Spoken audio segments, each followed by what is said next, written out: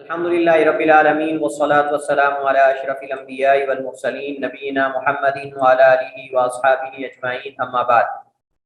ہمارے پاس جو نیا باب ہے، باب صفت الصلاۃ، باب صفت الصلاۃ، یہ نماز کی صفت اور کیفیت کے بارے میں ہے۔ نماز کی صفت اور کیفیت کے بارے میں ہے۔ صفات کی جمع، صفات کی جو ہے وہ مفرد ہے اور اس کی جمع صفات آتی ہے، اور صفات جو ہے کیفیات کو کہتے ہیں، کسی چیز کی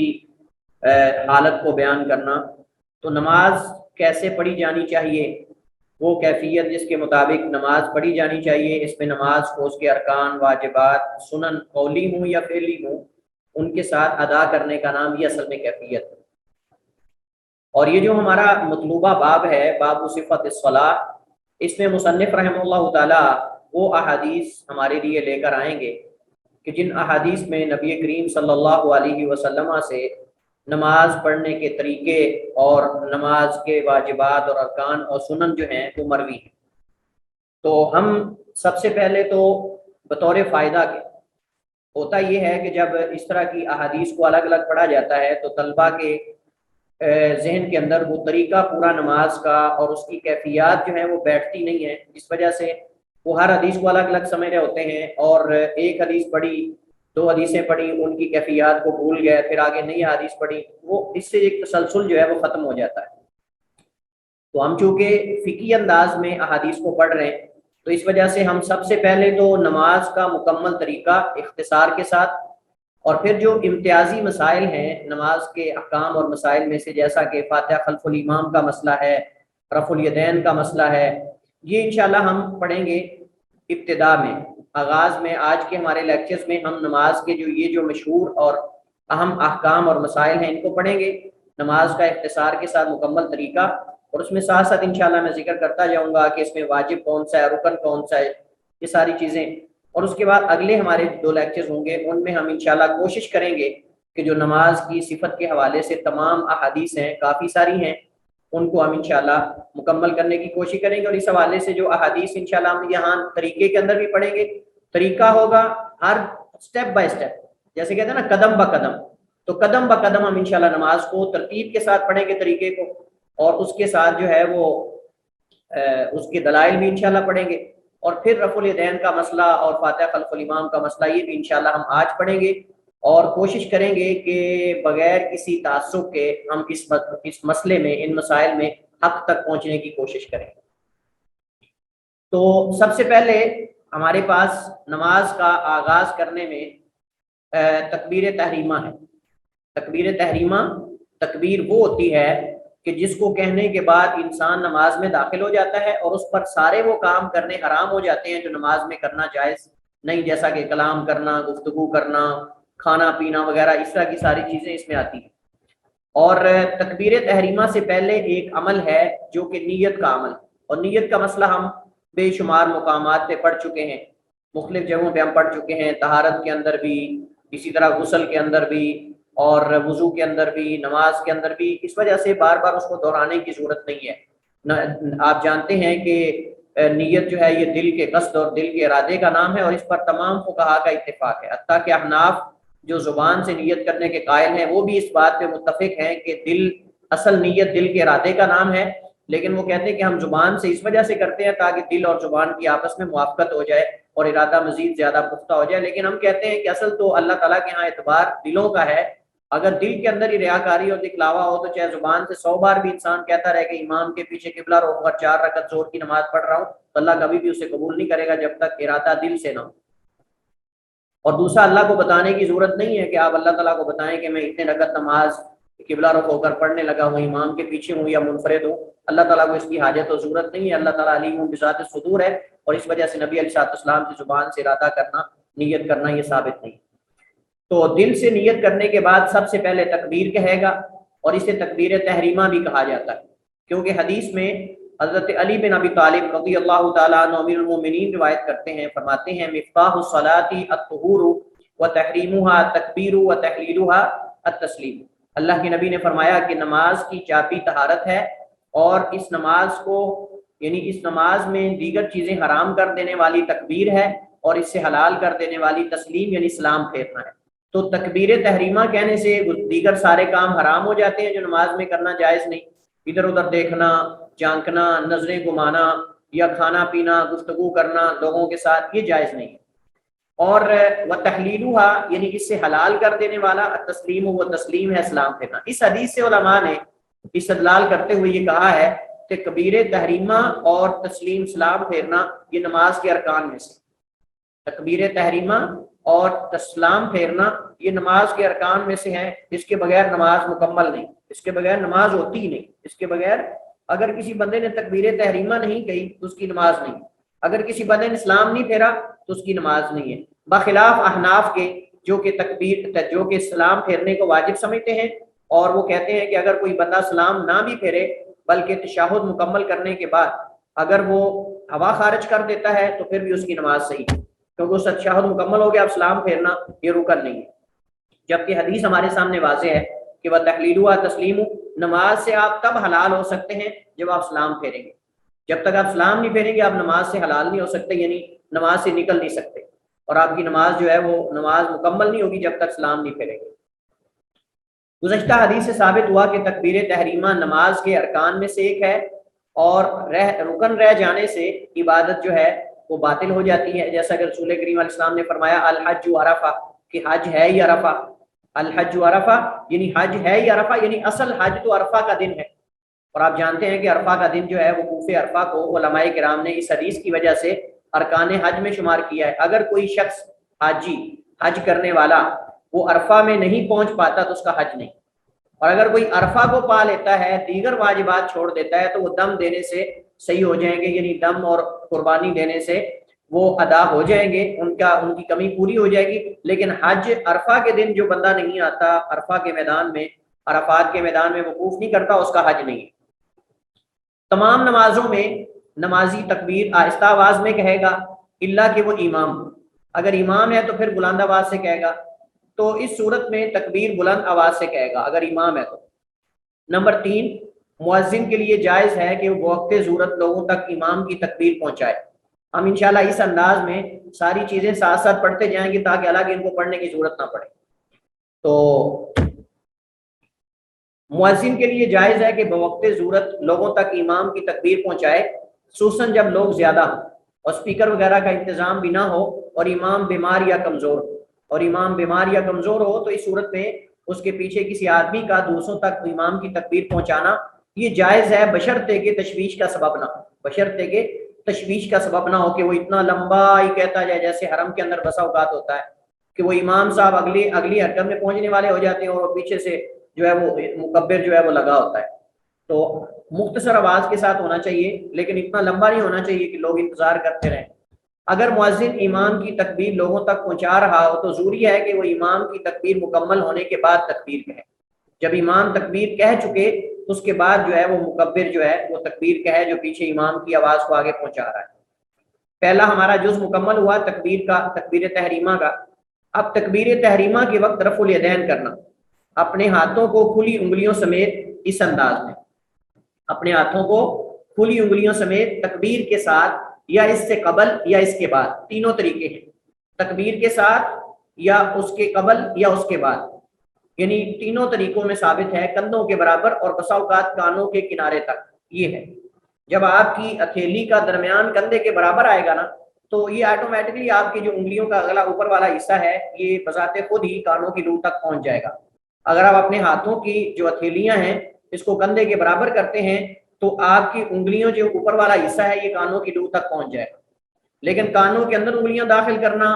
یا مطلب ان کو گھمانا اندر لے جا کے اور ایسے کرنا یا ایسے کرنا یہ کسی حدیث سے ثابت نہیں ہے، یہ من گڑت قسم کے اپنے طریقے ہیں، فقہا نے ایجاد کیے ہوئے ہیں اور احادیث میں ان کا کوئی بھی وجود نہیں ہے، جیسا کہ انشاءاللہ احادیث آئیں گی اور ہم حوالے کے ساتھ بات کریں گے۔ ایسی چھوڑی ہوئی باتیں نہیں پکڑیں گے کہ ادھر سے چھوڑی، ایسا نہیں ہوگا انشاءاللہ، ہمارے پاس اس کے حوالے موجود ہیں۔ انگوٹھے سے کانوں کی لو چھونے کے بارے میں کوئی بھی صحیح حدیث ثابت نہیں ہے کہ انسان ایسے کرے ایسے، یہ کسی حدیث سے ثابت نہیں ہے۔ اچھا، یہاں تک تو مسئلہ ہو گیا،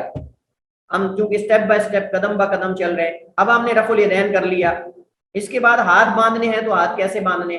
تکبیر تحریمہ کے بعد اپنے دائیں ہاتھ کو اپنے بائیں پر رکھنا انبیاء علیہ السلام کی سنت ہے، صرف نبی کائنات کی نہیں بلکہ تمام انبیاء کی سنت ہے کہ اپنے دائیں ہاتھ کو بائیں پر رکھ کے ہاتھ باندھے جائیں۔ ہاتھ چھوڑنے کا طریقہ اللہ کے نبی علیہ السلام سے کسی صحابی سے ثابت نہیں ہے۔ جو لوگ ہاتھ چھوڑ کے نماز پڑھتے ہیں اللہ جانتا ہے کہاں سے دلیل لے کر آتے ہیں۔ نبی کائنات صلی اللہ علیہ وسلم اور آپ کے صحابہ کرام کا پوری زندگی کا معمول بلکہ سارے انبیاء علیہ السلام کا طریقہ بھی یہی رہا ہے کہ وہ ہاتھ باندھ کے نماز پڑھتے تھے، ہاتھ چھوڑ کے نماز نہیں پڑھتے تھے، جیسا کہ بعض شاذ قسم کے لوگ ایسا کام کرتے ہیں۔ اور رسول کریم علیہ السلام نے صحابہ کرام کو بھی اس کا حکم دیا، لہذا ہاتھوں کو کھلا چھوڑنا جائز نہیں۔ دائیں ہاتھ کو بائیں ہاتھ کی ہتھیلی اور کلائی اور بازو تینوں میں سے کسی بھی جگہ رکھنا سنت ہے۔ اس میں وسعت ہے، اس معاملے میں تنگی نہیں ہے۔ ہم کہیں کہ نہیں ہاتھ کے اوپر ہاتھ رکھنا ہے یا ایسے رکھنا ہے یا نہیں، میں انشاءاللہ اس کو تصویر کے ساتھ واضح کرتا ہوں۔ تو ہاتھ کو بائیں ہاتھ کی ہتھیلی پر، دائیں ہاتھ کو کلائی اور بازو تینوں جگہ پہ رکھنا جائز ہے، اور یہ اللہ کے نبی کی سنت تینوں طرح کی حدیث مروی ہیں۔ ایک کف ہے، ایک رسغ ہے، ایک سائد ہے۔ تین الفاظ حدیث میں وارد ہوئے ہیں، کف، رسغ اور سائد، جن کی وضاحت آپ تصویر میں دیکھ رہے ہیں۔ یہ دیکھ رہے ہیں آپ تصویر میں، یہ کف ہے، یہ کف ہے، اور یہ رسغ ہے، یہ سائد ہے، اور یہ آپ کی کف اور آپ کی ہتھیلی کا اوپر والا حصہ۔ تو تین طریقے کیا ہوں گے؟ آپ یہاں اپنے ہاتھ پہ یہ بھی رکھ سکتے ہیں، اس کے اوپر اس طرح کر کے رکھ سکتے ہیں، یہ طریقہ ہے۔ دوسرا آپ یہاں رکھ سکتے ہیں، تیسرا آپ یہاں رکھ سکتے ہیں۔ یہ تینوں طریقے اللہ کے نبی علیہ السلام سے ثابت ہیں۔ بطور فائدے کے یہ انگلیوں کے نام آپ دیکھ رہے ہیں عربی میں، یہ آگے اشارے آئیں گے حدیث کے اندر کہ اللہ کے نبی اپنے ابہام اپنی سبابہ کے ساتھ اشارہ کرتے ہیں، انگلی کے ساتھ، وسطی، بنصر، خنصر، ابہام۔ یہ صرف فائدے کے لیے میں نے آپ کے سامنے ذکر کر دیا۔ تو یہ کف ہوتی ہے، یہ ہتھیلی کا اندر والا حصہ، اس کو کف کہتے ہیں۔ یہ رسغ ہے اور یہ سائد ہے، یہ رسغ ہے اور یہ سائد ہے، اور یہ انگلیوں کے نام ہیں ابہام، سباحہ بھی کہتے ہیں، سبابہ بھی کہتے ہیں، الوسطی، البنصر، الخنصر، اور اس پورے کو ید کہتے ہیں۔ یہ پورا بازو تک جو ہوتا ہے، بغلوں تک، اس کو ید کہتے ہیں۔ ید کا لفظ بہت وسیع ہے، ید کا لفظ بہت وسیع ہے۔ ید کے اندر یہ سارا حصہ ہاتھ کا آتا ہے یہاں تک، یہ سارا اس کو ید کہتے ہیں۔ بغلوں تک جتنا بھی حصہ ہے یہ سارا اس کو ید کہتے ہیں۔ آگے پھر اس کے حصے ہیں، رسغ ہے، سائد ہے، کف ہے، اور آگے اصابع ہیں، اور پھر آگے انامل ہیں۔ یہ ساری چیزیں اسی کے اندر آتی ہیں۔ نمبر 4، دونوں ہاتھ اپنے سینے پر باندھنا، اور اس میں مرد اور عورت برابر ہیں، اور اس میں مرد اور عورت برابر ہیں۔ صحیح بات یہ ہے کہ کسی صحیح حدیث سے مرد اور عورت کی نماز کا کوئی فرق نہیں، کسی صحیح حدیث میں مرد اور عورت کی نماز کا فرق ثابت نہیں ہوتا۔ جو لوگ فرق کرتے ہیں وہ فقہا ہیں، اور فقہا جو ہیں اپنے اپنے مذہب کے اندر الگ الگ طریقے ہیں۔ آپ اگر فقہ حنفی کے اندر پڑھیں گے عورت کی نماز کا طریقہ آپ کو اور ملے گا، آپ فقہ شافعی کے اندر پڑھو گے تو آپ کو طریقہ اور ملے گا، فقہ مالکی کے اندر پڑھو گے تو آپ کو عورت کے حوالے سے کئی اور چیزیں ملے گی۔ لیکن اختلافات سے بچنے کا واحد حل کتاب اللہ اور سنت رسول ہے۔ اللہ کے نبی علیہ السلام نے جہاں مردوں کو مخاطب ہو کر فرمایا صلو کما رأیتمونی اصلی، کہ تم نماز پڑھو جیسے مجھے نماز پڑھتے دیکھا ہے، ایسے خواتین بھی مخاطب ہیں۔ اللہ کے نبی اللہ تعالیٰ کے احکامات کی جہاں مرد مخاطب ہے وہاں عورتیں بھی مخاطب ہیں۔ جہاں کہیں فرق ہوتا تھا اللہ کے نبی واضح کر دیتے تھے، جہاں کہیں فرق ہوتا تھا اللہ کے نبی واضح، مثلا سطر کے معاملے میں فرق تھا تو اللہ کے نبی نے فرمایا کہ عورت کی نماز، بالغ عورت کی نماز دوپٹے کے ساتھ نہیں ہوتی مثلا۔ اسی طرح اگر کہیں اور فرق ہوتا تھا تو اللہ کے نبی صلی اللہ علیہ وسلم اس کو واضح کر دیتے تھے۔ جب حدیث میں یہ فرق واضح نہیں ہے، ثابت نہیں ہے، تو ہم پھر کیوں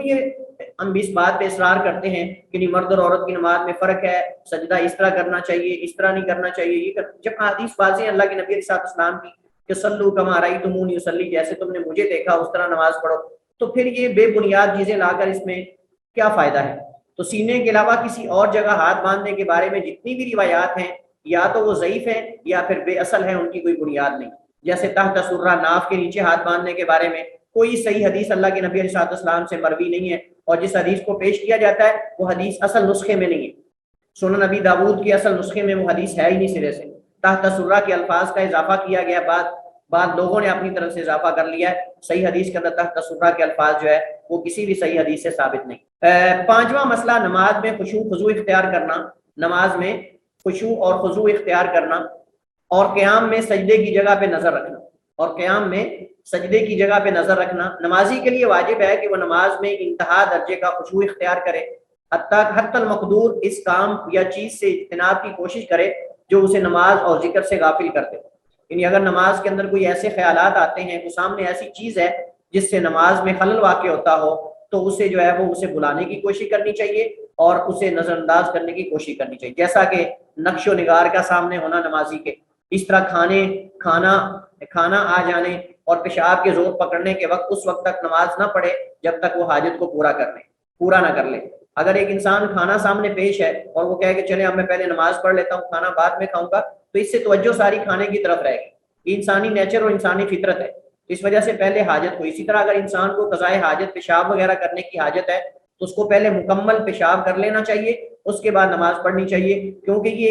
ایک ایسی کیفیت ہوتی ہے جس میں انسان کا دھیان جو ہے وہ قضائے حاجت کی طرف بٹ جاتا ہے اور نماز کی طرف توجہ کم ہو جاتی ہے۔ تو نبی علیہ الصلوۃ والسلام نے فرمایا، ہم حدیث پڑھ چکے ہیں کہ جب اس کو دو خبیث چیزیں دھکیل رہی ہوں، زور دے رہی ہوں، تو اس وقت جو ہے وہ نماز نہیں پڑھنی چاہیے، حاجت کو پورا کرنا چاہیے تاکہ انسان پورے خشوع اور خضوع کے ساتھ نماز کو پڑھ سکے۔ دائیں بائیں التفات نہ کرے، کیونکہ ہم مکروہات نماز میں پڑھ چکے ہیں کہ نماز میں التفات کرنا، مڑ کر دیکھنا، نظریں گھمانا، اختلاس، اچکنا ہے جس سے شیطان بندے کی نماز کو اچکتا ہے، یعنی اس کے اجر کو ضائع کر دیتا ہے یا اجر میں کمی واقع کر دیتا ہے۔ دعائے استفتاح پڑھنا، پھر قرات کا افتتاح اور آغاز رسول کریم علیہ السلام کی ثابت شدہ دعاؤں میں سے کسی ایک دعا سے بھی کیا جا سکتا ہے، اور یہ دعائیں اللہ کے نبی سے بہت ساری ثابت ہیں۔ اللہ کے نبی علیہ السلام سے بہت زیادہ دعائیں ثابت ہیں جو آپ نماز کے آغاز میں دعائے استفتاح کی جگہ پر پڑھتے تھے، لیکن مشہور دعا اللہ کے نبی علیہ السلام سے وہ کیا ہے؟ سبحانک اللہم و بحمدک و تبارک اسمک و تعالی جدک ولا الہ غیرک۔ مزید دعائیں جاننے کے لیے آپ علامہ البانی رحمہ اللہ تعالیٰ کی کتاب ہے، امام البانی کی صفت الصلاۃ، انتہائی مشہور کتاب ہے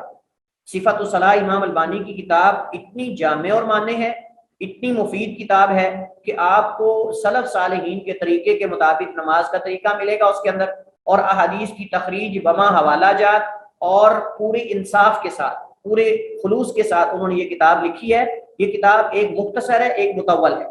ایک لمبی کتاب ہے، ایک مختصر، یعنی انہوں نے پہلے جو کتاب لکھی تھی وہ 3 جلدوں میں، وہ 3 مجلد میں ہے، 3 جلدوں میں ہے، پھر اس کا اختصار لکھا جو کہ غالباً 1 جلد میں، مختصر 1 جلد میں ہے، اور جو مطول لمبی ہے وہ جو ہے وہ تقریباً 3 جلدوں میں ہے۔ فرق کیا دونوں میں؟ جو 3 جلدوں والی کتاب ہے صفت الصلاۃ شیخ البانی کی، اس کے اندر احادیث کی تخریج مکمل ہے، احادیث کی تخریج، احادیث پہ حکم وغیرہ، لیکن جو مختصر اس کے اندر وہ تخریج اور حکم وغیرہ کو غالباً میرے خیال میں حذف کر دیا گیا ہے، اور صرف جو ہے وہ احادیث اور حوالہ جات وغیرہ اشارہ تک ذکر کیے ہوئے، وہ جو حدیث پہ کلام ہے جر و تعدیل کے حوالے سے یا تخریج کے حوالے سے وہ حذف کر دی گئی، یہ فرق ہے۔ باقی جو ہے وہ یہ کتاب آپ کو لینی چاہیے، اگر کسی کے پاس نہیں ہے اردو میں بھی یہ مل جاتی ہے، اس کی اردو بھی ہو چکی ہے، دارالاسلام وغیرہ نے میرے خیال میں، واللہ عالم، انہوں نے اس کا ترجمہ کیا ہے، صفت الصلاۃ شیخ البانی رحمہ اللہ تعالیٰ کی کتاب۔ اس میں آپ کو یہ ساری دعائیں مل جائیں گی جو اللہ کے نبی دعائے استفتاح میں پڑھا کرتے تھے۔ اس طرح اللہم باعث بینی و بین خطایا، اس طرح اور کئی دعائیں ہیں، انی وجہت وجہ الذی فطر السماوات والارض وما کان من المشرکین، اس طرح کی کئی اور دعائیں اللہ کے نبی سے ثابت ہیں۔ اچھا، 8واں جو ہمارا سٹیپ ہے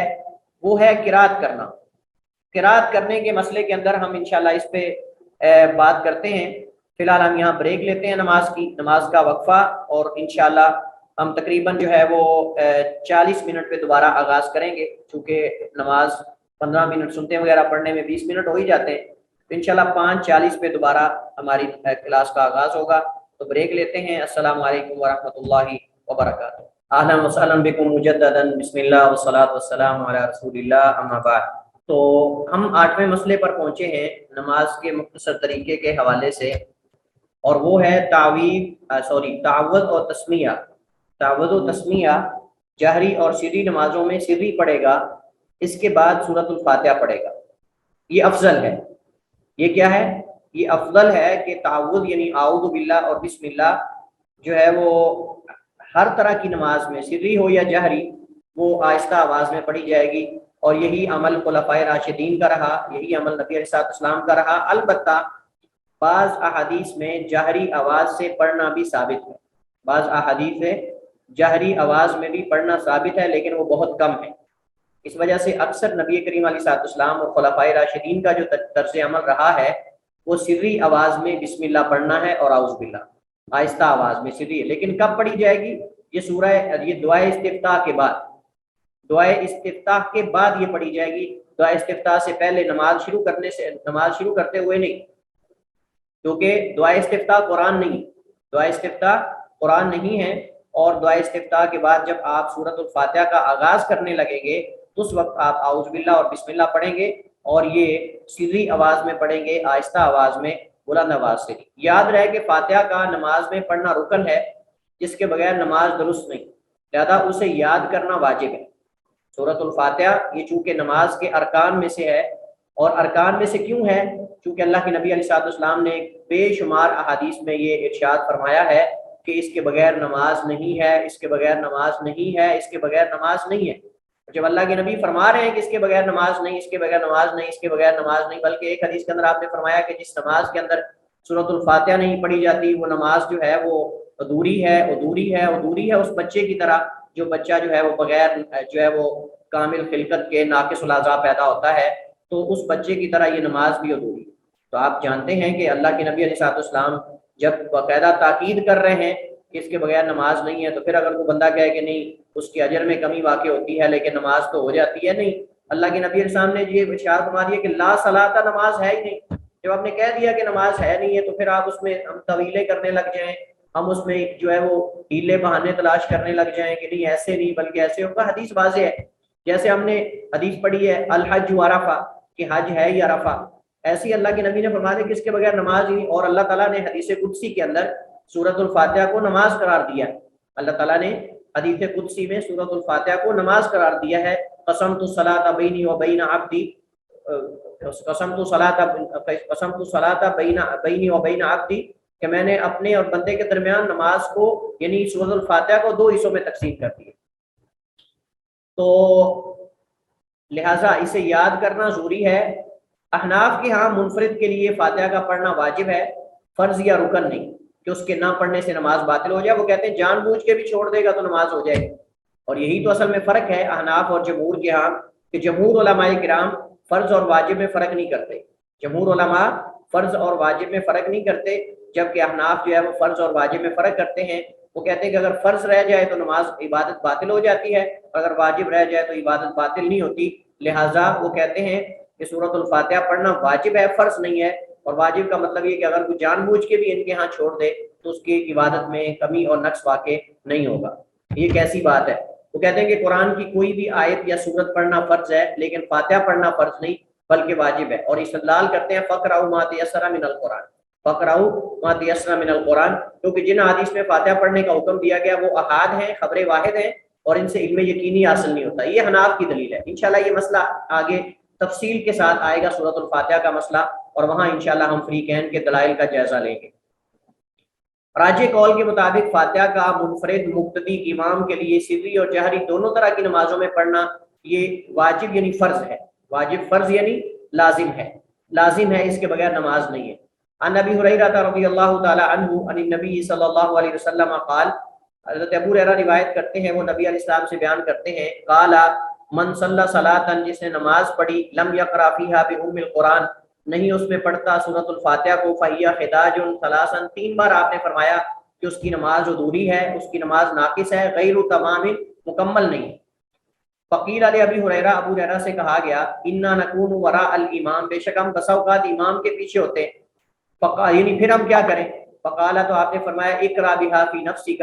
اپنے نفس میں پڑھو، اپنے نفس میں یعنی آہستہ آواز میں۔ اپنے نفس کا مطلب یہ نہیں کہ زبان حرکت نہ کرے، زبان حرکت کرنی چاہیے کیونکہ وہ قرات ہی نہیں جس میں زبان حرکت نہ کرے۔ اپنے نفس میں پڑھنے کا مطلب یہ کہ آپ کو سنائی دے، ساتھ والے کو سنائی نہ دے۔ فإني سمعت رسول اللہ صلی اللہ علیہ وسلم، کہتے فرماتے ہیں کہ میں نے اللہ کے نبی علیہ السلام سے سنا، یقول، وہ فرما رہے تھے، قال اللہ تعالیٰ، اللہ تعالیٰ فرماتا ہے، قسمت الصلاۃ بینی و بین عبدی نصفین، میں نے نماز کو یعنی سورۃ الفاتحہ کو اپنے اور بندے کے درمیان دو حصوں میں تقسیم کر دیا ہے، ولی عبدی ما سأل، اور میرے بندے کے لیے وہ ہے جو وہ سوال کرتا ہے۔ فإذا قال العبد، بس جب بندہ یہ پڑھتا ہے الحمدللہ رب العالمین نماز کے اندر، قال اللہ تعالیٰ، تو اللہ تعالیٰ فرشتوں کے سامنے فخر کرتا ہے، اللہ فرماتا ہے، حمدنی عبدی، میرے بندے نے میری حمد کی ہے۔ فإذا قال الرحمن الرحیم، جب بندہ الرحمن الرحیم پڑھتا ہے تو اللہ فرماتا ہے، اثنى علی عبدی، میرے بندے نے میری ثنا کی ہے۔ وإذا قال، اور جب بندہ پڑھتا ہے مالک یوم الدین، تو اللہ فرماتا ہے، مجدنی عبدی، میرے بندے نے میری بڑائی اور میری بزرگی بیان کی ہے۔ وقال مرۃ، اور یا پھر حدیث میں یہ کہا، فوض الی عبدی، اپنے معاملے کو سپرد کر دیا ہے بندے نے میری طرف۔ یعنی میری طرف بندے نے اپنا معاملہ سپرد کر دیا ہے، میرے سپرد کر دیا ہے۔ فَإِذَا قَالَ جب بندہ یہ پڑھتا ہے إِيَّاكَ نَعْبُدُ وَإِيَّاكَ نَسْتَعِينُ، قَالَ تو اللہ تعالیٰ فرماتا ہے هَذَا بَيْنِي وَبَيْنَ عَبْدِي وَلِعَبْدِي مَا سَأَلَ، یہ میرے اور میرے بندے کے درمیان ہے، اور میرے بندے کے لیے وہ ہے جو وہ مانگتا ہے، یعنی جو مانگے گا میں اس کو دوں گا۔ إِيَّاكَ نَعْبُدُ یہ اللہ کے لیے ہے، وَإِيَّاكَ نَسْتَعِينُ اور یہ ہمارے لیے ہے کہ اللہ ہم تیری ہی عبادت کرتے ہیں اور خاص تجھی سے مدد طلب کرتے ہیں۔ تو اس کو اللہ نے دو حصوں میں ڈیوائڈ کر دیا ہے، پہلا حصہ اللہ کے لیے ہے، دوسرا حصہ ہمارے لیے ہے کہ ہم اللہ کی عبادت کرتے جائیں اور اللہ ہماری مدد کرتا جائے گا۔ یہ مطلب ہے هذا بینی و بین عبدی کہ میرے اور میرے بندے کے درمیان ہے، ولی عبدی ما سال اور میرے بندے کے لیے جو سو۔ فَإِذَا قَالَ جب بندہ یہ پڑھتا ہے اهدنا الصراط المستقیم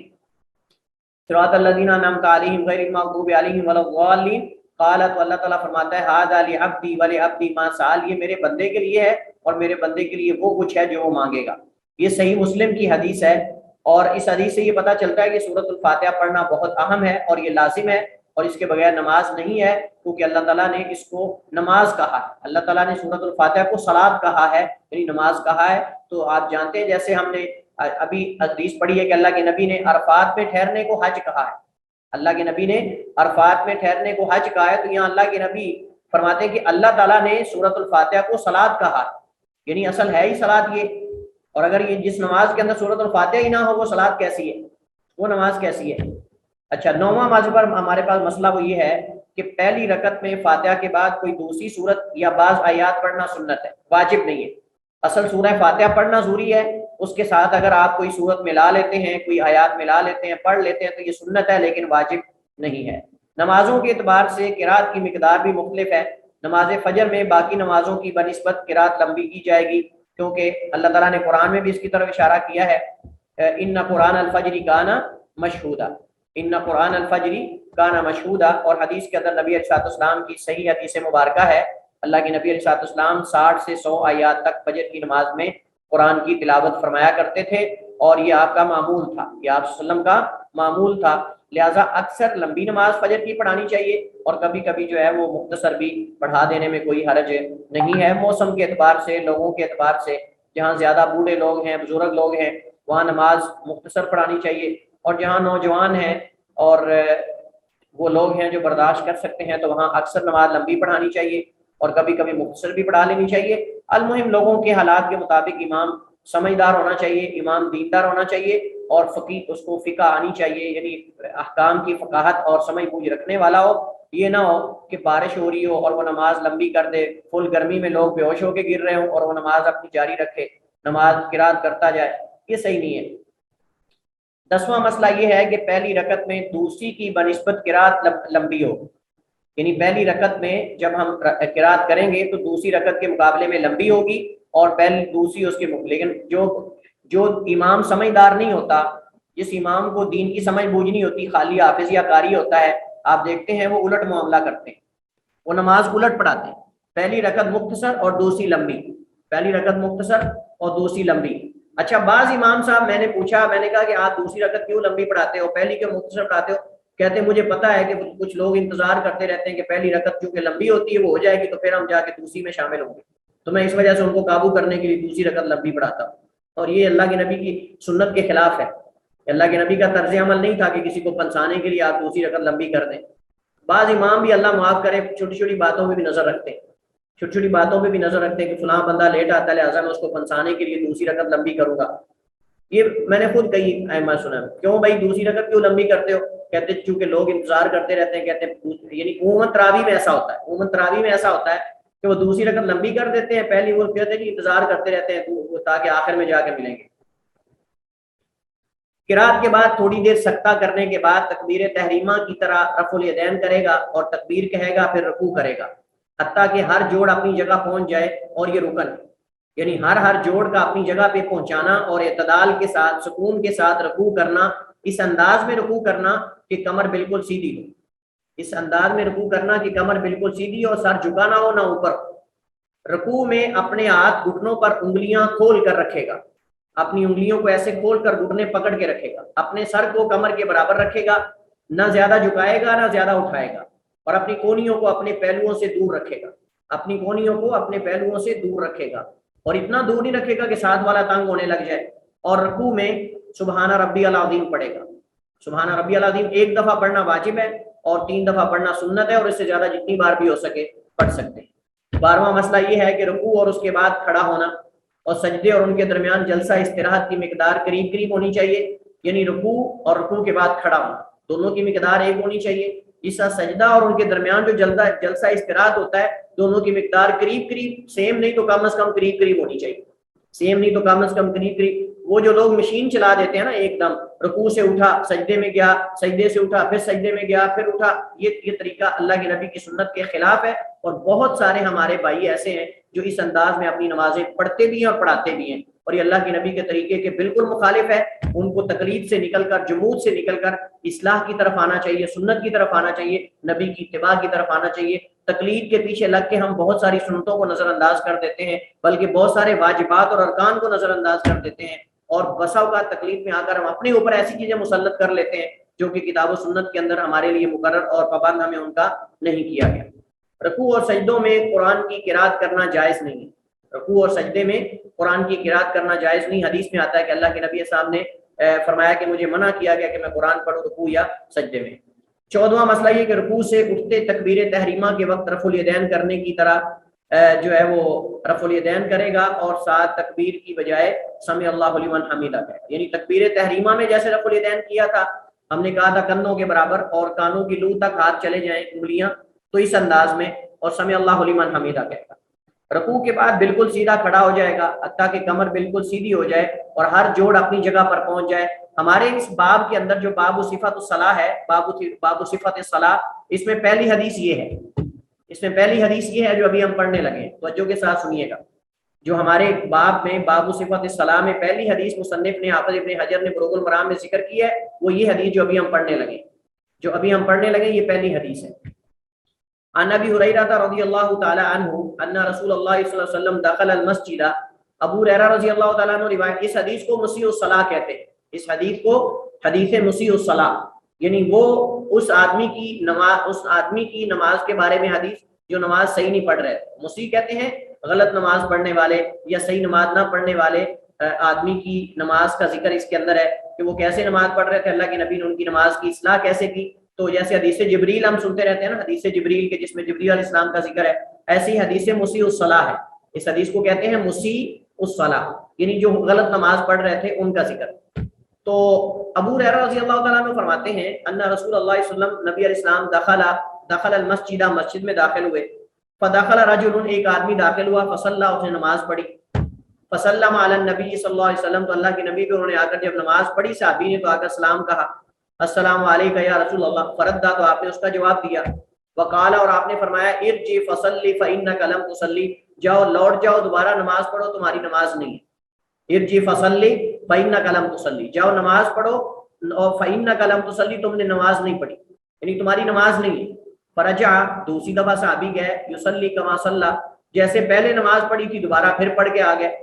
ثم جاء، پھر آئے، فسلم علی النبی صلی اللہ علیہ وسلم، تو اللہ کے نبی پہ سلام کہا. فقال، تو آپ نے پھر دوبارہ تیسری بار کہا، ارجع فصلی فانک لم تصلی، جاؤ اور نماز پڑھ کر آؤ، تم نے نماز نہیں پڑھی. 3 بار آپ نے اس کو واپس کیا.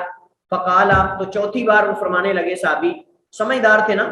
سمجھدار تھے، وگرنہ ہمارے ہاں تو کسی کو کہہ دو تو نماز صحیح نہیں پڑھ رہے تو کہتے چل تم کون سا صحیح پڑھتے ہو، تم بڑے رہے اصلاح کرنے والے، تم بڑے رہے سمجھانے والے، مجھے پتا ہے کیسے پڑھنی ہے کیسے نہیں پڑھنی، میرے امام صاحب کو سارا پتا ہے، میں اپنے امام صاحب سے سیکھ کے آیا ہوں، میرے مولوی صاحب نے ایسے ہی سکھائی اور میں نے ایسے ہی پڑھنی ہے، آپ جو مرضی کرو. تم کون ہوتے ہو سمجھانے والے؟ یعنی کوئی اگر ہماری اصلاح کرنا چاہے تو ہم سمجھتے ہیں کہ شاید میں غلطی کر ہی نہیں سکتا، تو وہ کہتے ہیں چل تم بڑی صحیح پڑھتے ہو. لیکن یہ صحابی سمجھدار تھے. جب 3 دفعہ نماز پڑھ لی، چوتھی بار آپ نے فرمایا کہ جاؤ نماز پڑھو، تو فرمانے لگے والذی بعثک بالحق، اس ذات کی قسم جس نے آپ کو حق کے ساتھ مبعوث کیا ہے، ما احسن غیرہ، میں اس سے اچھی نماز نہیں پڑھ سکتا. اللہ اکبر. یہ ہے سیکھنے کا انداز. ہمیشہ ایسے لوگ ہی سیکھتے ہیں جو اپنے آپ کو عاجز بنا کر، متواضع بنا کر دوسروں کے سامنے پیش کرتے ہیں. فرمانے لگے ما احسن غیرہ، اللہ کے رسول میں اس سے اچھی نماز نہیں پڑھ سکتا، فعلمنی، مجھے سکھا دیجیے. اچھا، اصل میں یہ صحابی نماز پڑھ کیسے رہتے؟ یہ نماز پڑھ کیسے رہتے؟ یہ بالکل ایسے پڑھتے جیسے ہمارے بھائی پڑھتے ہیں، بہت سارے مشین چلا دیتے ہیں. ایک دم جب نماز شروع کی تو بس رکوع میں آدھا گیا، کھڑا ہو گیا، پھر سجدے میں، پھر اٹھا، سپیڈ کے ساتھ نماز پڑھنا، ہر جوڑ بھی اپنی جگہ نہ پہنچتا ہو، اعتدال کے ساتھ اطمینان کے ساتھ نماز نہ پڑھنا، یہی نماز تو اللہ کے نبی نے قبول نہیں کی۔ اللہ کے نبی نے واپس کر دیا، پھر واپس کر دیا، پھر واپس کر دیا، چوتھی بار جا کے ان کو نماز کچھ سکھائی۔ کیسی نمازیں ہماری جو پڑھی ساری اس طرح جاتی ہیں۔ تو آپ نے فرمایا حدیث یہاں اختصار کے ساتھ ذکر کی گئی ہے، وگرنہ اس سے لمبی حدیث اور کتابوں کے اندر بھی موجود ہے۔ تو فرمایا اذا قمت الى الصلاۃ فکبر، جب تم نماز کے لیے کھڑے ہو تو تکبیر کہو، تم مقرأ ما تیسر معک من القرآن، پہ جو قرآن کا میسر حصہ ہو اس کو پڑھو سورہ فاتحہ کے ساتھ، کیونکہ دیگر حدیث میں ثابت ہے کہ سورہ فاتحہ کا آپ نے حکم دیا ہے۔ تم مرکع، پھر آپ رکوع کریں، حتی تطمئن راکعا، حتیٰ کہ اطمینان کے ساتھ رکوع کر لو۔ اب آپ دیکھیں ایک بندہ رکوع جا کے کھڑا ہو جاتا ہے، سجدے چلا جاتا ہے، یہ کون سا اطمینان ہے؟ اور میں تم مرکع، پھر تم رکوع کرو، حتی تطمئن راکعا، حتیٰ کہ پورے اطمینان کے ساتھ رکوع کر لو۔ اور بعض حدیث میں آتا ہے حتیٰ کہ تمہارا ہر جوڑ اپنی جگہ پر پہنچ جائے، حتیٰ کہ تمہارا ہر جوڑ اپنی جگہ پر پہنچ جائے۔ حتی تطمئن، تم مرفع، پھر رکوع سے کھڑے ہو، حتی تعتدل قائما، حتیٰ کہ بالکل سیدھے کھڑے ہو جاؤ۔ مجھے بتائیں ذرا کہ ہمارے بہت سارے بھائی ایسے ہیں جو سیدھا کھڑا ہونے سے پہلے ہی سجدے میں چلے جاتے ہیں، ان کے بارے میں کیا کہیں گے؟ حدیث بخاری مسلم کی، حدیث بخاری مسلم کی۔ فرمایا پھر رکوع سے کھڑے ہو، حتی تعتدل قائما، حتیٰ کہ بالکل سیدھے مستقیم کھڑے ہو جاؤ، ایسے نہیں، سیدھے کھڑے ہو جاؤ۔ تم مسجد، پھر سجدہ کرو، حتی تطمئن ساجدا، حتیٰ کہ اطمینان کے ساتھ سجدہ کرو۔ اور سجدے کے اندر 7 اعضاء کا زمین پہ لگنا ضروری ہے۔ سجدے کی حالت میں 7 اعضاء کا، 7 ہڈیوں کا زمین پہ لگنا، چیزوں کا لگنا ضروری ہے، وہ آگے انشاءاللہ ہم پڑھیں گے۔ فرمایا پھر سجدے سے اٹھو، تم مرفع، پہ سجدے سے اٹھو، حتی تطمئن جالسا، حتیٰ کہ اطمینان کے ساتھ بیٹھے ہو۔ جلسہ استراحت 2 سجدوں کے درمیان اتنا بیٹھنا ہے کہ ہر جوڑ اپنی جگہ پر پہنچے۔ ہم تو جوڑوں کو سکون بھی نہیں کرنے دیتے۔ وفعل ذلک، اب ایک رکعت پوری ہوگی، فرمایا وفعل ذلک فی صلاتک کلیہ، اسی طرح اپنی باقی نماز کو پورا کرو، اسی طرح اپنی پوری۔ اس کا مطلب باقی وہ نماز صحیح پڑھ رہے تھے، لیکن ان مسائل میں مسئلہ تھا، ان مسائل میں مسئلہ جو اللہ کے نبی نے ذکر کیے ہیں، باقی نماز وہ، کیونکہ بہت ساری چیزیں اس میں ذکر نہیں ہے، بہت ساری چیزیں اس میں ذکر نہیں ہے، تو آپ نے صرف وہ چیزیں بتائی ہیں اس صحابی کو جو اس کو پتہ نہیں تھا اور جو وہ غلط پڑھ رہے تھے۔ باقی بہت ساری چیزیں اس کے اندر ہیں جو ذکر نہیں ہے، اس کے اندر تشہد کا ذکر نہیں ہے، اس کے اندر جو ہے وہ سلام کا ذکر نہیں، کئی اور چیزوں کا ذکر نہیں ہے۔ اس کا مطلب وہ پتہ تھا اس کو، لیکن یہ چیزیں وہ ان میں غلطی کر رہے تھے، اللہ کے نبی نے وہ بتا دی، کیونکہ اعتراض کرنے والا اعتراض کر سکتا ہے، یہاں تو پوری نماز کا طریقہ ذکر ہی نہیں۔ تو بھائی بات یہ ہے کہ اللہ کے نبی نے اس صحابی کو صرف وہ چیزیں بتائی ہیں جن میں وہ غلطی کر رہے تھے۔ اچھا، 16واں مسئلہ، رکوع سے کھڑا ہونے کے بعد بالکل سیدھا کھڑا ہوگا اور اتنی دیر کھڑا ہوگا کہ ہر جوڑ اپنی جگہ پر پہنچ جائے۔ رکوع کے بعد والے قیام میں ربنا ولک الحمد حمدا کثیرا طیبا مبارکا پڑھے گا، اور یہ صحیح حدیث ہے، اللہ کے نبی صلی اللہ علیہ وسلم نے ثابت ہے۔ تنبیہات، رکوع کے بعد سیدھا مکمل اطمینان سے کھڑے ہونا ارکان نماز میں سے ہے، یہ ارکان میں سے ہے، اس کے بغیر نماز نہیں ہے۔ اگر ایک بندہ رکوع میں پورا اطمینان کے ساتھ نہیں کھڑا ہوتا تو یہ اس کی نماز بالکل غلط ہے، اس کی نماز ہی نہیں ہے۔ اللہ کے نبی نے دیکھ لیں، وہ صحابی اطمینان کے ساتھ کھڑا نہیں ہو رہے تو آپ نے ان کی نماز کو رد کر دیا نا، آپ نے کہا دوبارہ نماز پڑھو۔ مذکورہ والا دعا جو ہم نے پڑھی ہے ربنا ولک الحمد والی، یہ پڑھنا واجبات نماز میں سے ہے، کیونکہ اس بارے میں رسول اللہ صلی اللہ علیہ وسلم کا حکم ہے کہ تم یہ پڑھو۔ رکوع کے بعد والے قیام میں ہاتھ باندھنے کے بارے میں کوئی بھی صحیح دلیل نہیں، اور ہاتھ باندھنا بعض حنابلہ کے ہاں، یعنی یہ جو رکوع کے بعد ہاتھ باندھے جاتے ہیں دلیل کوئی نہیں ہے، بعض دلائل دیے جاتے ہیں واللہ عالم، لیکن شیخ البانی نے اس مسئلے پہ بحث کی ہے۔ البتہ بعض علماء دلائل پیش کرتے ہیں، بعض علماء رکوع کے بعد ہاتھ باندھنے کے دلائل پیش کرتے ہیں، تو دلائل ان کے پاس بھی ہیں، لیکن صحیح بات یہ ہے کہ ان میں کلام ہے، ان میں کلام ہے۔ اور اگر کوئی باندھ لیتا ہے مطلب رکوع کے بعد، کیونکہ اس کے بارے میں کوئی واضح نص نہیں ہے، صحیح بات اگر انصاف کی ہم بات کریں تو انصاف کی بات یہ ہے کہ نہ باندھنے کے بارے میں کوئی واضح حدیث ہے اور نہ چھوڑنے کے بارے میں، نہ رکوع کے بعد ہاتھ چھوڑ کے کھڑا ہونے کے بارے میں کوئی دلیل ہے واضح، اور نہ ہاتھ باندھنے کے بارے میں جو روایات پیش کی جاتی ہیں ان میں کلام ہے۔ لہٰذا اس میں وسعت اختیار کرتے ہوئے ہم کہیں گے کہ کوئی جس طریقے پر بھی عمل کر لے، کوئی جس طریقے پر بھی عمل کر لے، انشاءاللہ اس میں وسعت ہے معاملے کے اندر اور کوئی حرج نہیں۔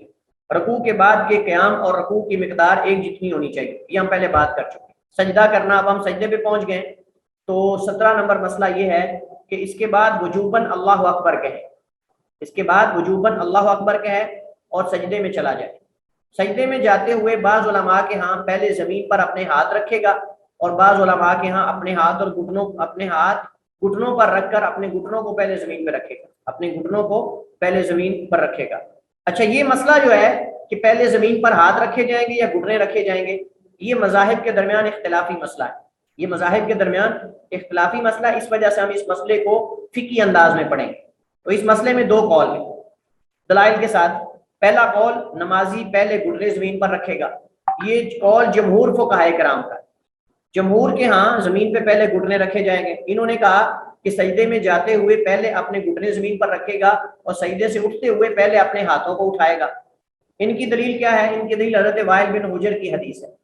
وائل بن حجر رضی اللہ تعالیٰ عنہ کی حدیث ہے، فرماتے ہیں رأیت النبی صلی اللہ علیہ وسلم اذا سجد وضع رکبتیہ قبل یدیہ، کہ میں نے اللہ کے نبی علیہ السلام کو دیکھا جب آپ سجدہ فرماتے تھے، وضع رکبتیہ تو اپنے گھٹنے رکھتے تھے، قبل یدیہ اپنے ہاتھوں سے پہلے، وَإِذَا نَهَضَ اور جب اٹھتے، رفع یدیہ اپنے ہاتھ پہلے اٹھاتے، قبل رکبتیہ گھٹنوں سے پہلے۔ یہ حدیث ابو داؤد، نسائی، ابن ماجہ میں، لیکن ضعیف حدیث ہے۔ اگر صحیح ہو جاتی تو مسئلہ ہی ختم ہو گیا تھا، اگر حدیث یہ صحیح ہوتی تو اختلاف ہی ختم ہو جاتا، لیکن حدیث یہ ضعیف ہے۔ اور اس حدیث میں امام دارقطنی اس کے بارے میں فرماتے ہیں کہ اس حدیث میں شریک سے صرف یزید بن ہارون ہی بیان کرتا ہے روایت، اور پھر عاصم بن کلیب سے شریک کے علاوہ کوئی اور بیان نہیں کرتا، جبکہ خود شریک متکلم فی ہے۔ شریک میں بھی کلام ہے، یزید بن ہارون میں بھی اور عاصم میں بھی کلام ہے، تینوں راویوں میں کلام ہے، اور امام بیہقی اور امام البانی نے اس حدیث کو ضعیف قرار دیا ہے، اور بھی بہت سارے محققین نے اس حدیث کو ضعیف قرار دیا ہے۔ لہٰذا حدیث صحیح نہیں، جب حدیث صحیح نہیں تو استدلال بھی اس سے درست نہیں ہے۔ دوسرا قول یہ ہے کہ ہاتھوں کو گھٹنوں سے پہلے زمین پر رکھنا سنت ہے، ہاتھوں کو پہلے ہاتھ رکھے جائیں زمین پر، گھٹنے بعد میں رکھے جائیں۔ یہ قول امام مالک، اوزاعی رحمہ اللہ تعالیٰ اور بعض دیگر فقہا کا، یہ بعض دیگر فقہا کا ہے۔ اور ان کی دلیل کیا ہے؟ حضرت ابو ہریرہ رضی اللہ تعالیٰ عنہ کی روایت ہے، فرماتے ہیں قال رسول اللہ صلی اللہ علیہ وسلم، نبی علیہ السلام نے فرمایا اذا سجد احدکم، جب تم میں سے کوئی سجدہ کرے، فلا یبرک، تو اس طرح نہ بیٹھے، کما یبرک البعیر، جیسے اونٹ بیٹھتا ہے، جیسے اونٹ بیٹھتا ہے، ولیضع یدیہ قبل رکبتیہ، اور چاہیے کہ اپنے ہاتھوں کو رکھے اپنے گھٹنوں سے پہلے۔ اب یہ حدیث سنن نبی داؤد، دارمی وغیرہ، مسند احمد میں ہے، اور حدیث صحیح ہے، اور حدیث صحیح ہے، اس کو جمہور محققین نے اس حدیث کو صحیح قرار دیا ہے۔ اب حدیث واضح آ چکی ہے، لہذا اس کے بعد کوئی اشکال نہیں رہ جاتا کہ جی فقہ فلاں کے اندر تو یہ ہے، فقہ حنفی کے اندر تو یہ ہے، فقہ مالکی کے اندر تو یہ ہے، نہیں۔ جب حدیث آ گئی ہے تو بس مسئلہ ختم ہو گیا۔ تو اذا سجد احدکم، جب تم میں سے کوئی سجدہ کرے، فلا یبرک کما یبرک البعیر، اس طرح نہ بیٹھے جیسے اونٹ بیٹھتا ہے، ولیضع یدیہ، اور چاہیے کہ رکھے اپنے ہاتھ قبل رکبتیہ، اپنے گھٹنوں سے پہلے۔ حدیث صحیح ہے۔ اس حدیث کو امام نووی نے، شیخ البانی نے، اور ان کے علاوہ کئی ایک اہل علم نے صحیح قرار دیا۔ راجح قول یہی ہے، صحیح حدیث کی بنیاد پر پہلے ہاتھ رکھنے والا امام مالک کا موقف ہی زیادہ درست معلوم ہوتا ہے، واللہ اعلم۔ اچھا، 18واں مسئلہ ہمارا نماز کے طریقوں میں سے وہ یہ ہے کہ سجدے میں مندرجہ ذیل امور کو ملوز خاطر رکھنا ضروری ہے، مندرجہ ذیل باتوں کو ملوز خاطر رکھنا ضروری ہے۔ سب سے پہلے ہاتھوں کی انگلیاں ملا کر رکھے، ہاتھوں کی انگلیاں زمین پر ملا کر رکھے، کھلی نہیں رکھنی جیسے رفع الیدین کرتے ہیں ایسے نہیں، بلکہ انگلیوں کو ملا کر رکھنا ہے۔ انگلیوں کو قبلہ رخ رکھے، انگلیوں کو قبلہ رخ رکھے، اپنی ہتھیلیاں کندھوں کے برابر رکھے، اپنی ہتھیلیاں کندھوں کے برابر رکھے، یعنی سجدے میں، مراد سجدے میں۔ اور بلکہ اگر ایک ہم قاعدہ اصول بنا لیں، اور وہ یہ ہے کہ جیسے رفع الیدین میں ہتھیلیاں جہاں رکھنی ہوتی ہے وہاں ہی وہ سجدے کے اندر بھی رکھیں، یعنی جیسے رفع الیدین کرتے ہوئے ہتھیلیاں کندھوں کے برابر ہوتی ہیں نا، اس طرح ایسے ہی نیچے سجدے کے اندر بھی کندھوں کے برابر ہونی چاہیے۔ بازو جو ہیں زمین سے بلند رکھے، زمین کے ساتھ ایسے نہیں رکھنے، بازو زمین پر نہیں رکھنے ایسے، اور یہ واجب ہے، یہ واجب ہے کیونکہ حدیث میں بازو بچھانے سے منع کیا گیا۔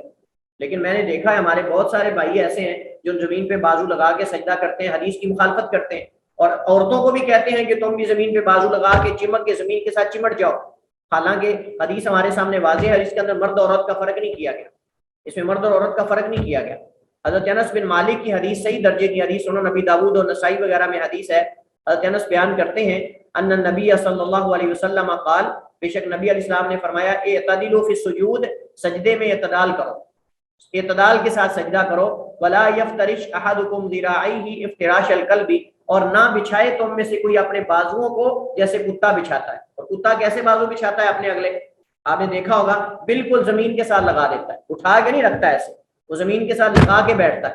اور آپ دیکھ لیں گے ہمارے بہت سارے مسلمان بھائی یہ غلطی کرتے ہیں اور نماز سجدہ کرتے اس طرح. اپنی عورتوں کو بھی یہی حکم دیتے ہیں کہ تم بھی سجدہ اس طرح کرو, بالکل زمین کے ساتھ چپک جاؤ, اور یہ حدیث کی طرح در مخالفت ہے. یہاں تو آپ نے نہیں کہا کہ مرد اور عورتوں میں فرق ہوگا, مرد جو ہے وہ اوپر نیچے نہ لگائیں لیکن عورتیں نیچے بچھا سکتی ہیں, ایسا نہیں ہے. جب کتے کے ساتھ تشبیہ ہے تو پھر مرد ہو یا عورت ہو.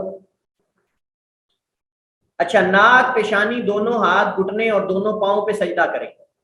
یہ اعضاء ہیں سجدے کے, ان کا زمین پہ لگنا ضروری ہے. ان کا سجدے کی حالت میں زمین پہ لگنا ضروری ہے. اگر کوئی نہیں لگاتا تو اس کا سجدہ نہیں ہوگا. ناک, پیشانی, دونوں ہاتھ, گھٹنے اور دونوں پاؤں, پاؤں کی جو آخری حصہ ہے آگے والا اس کو زمین پہ لگائے. حضرت ابن عباس, عبداللہ ابن عباس حبر الامہ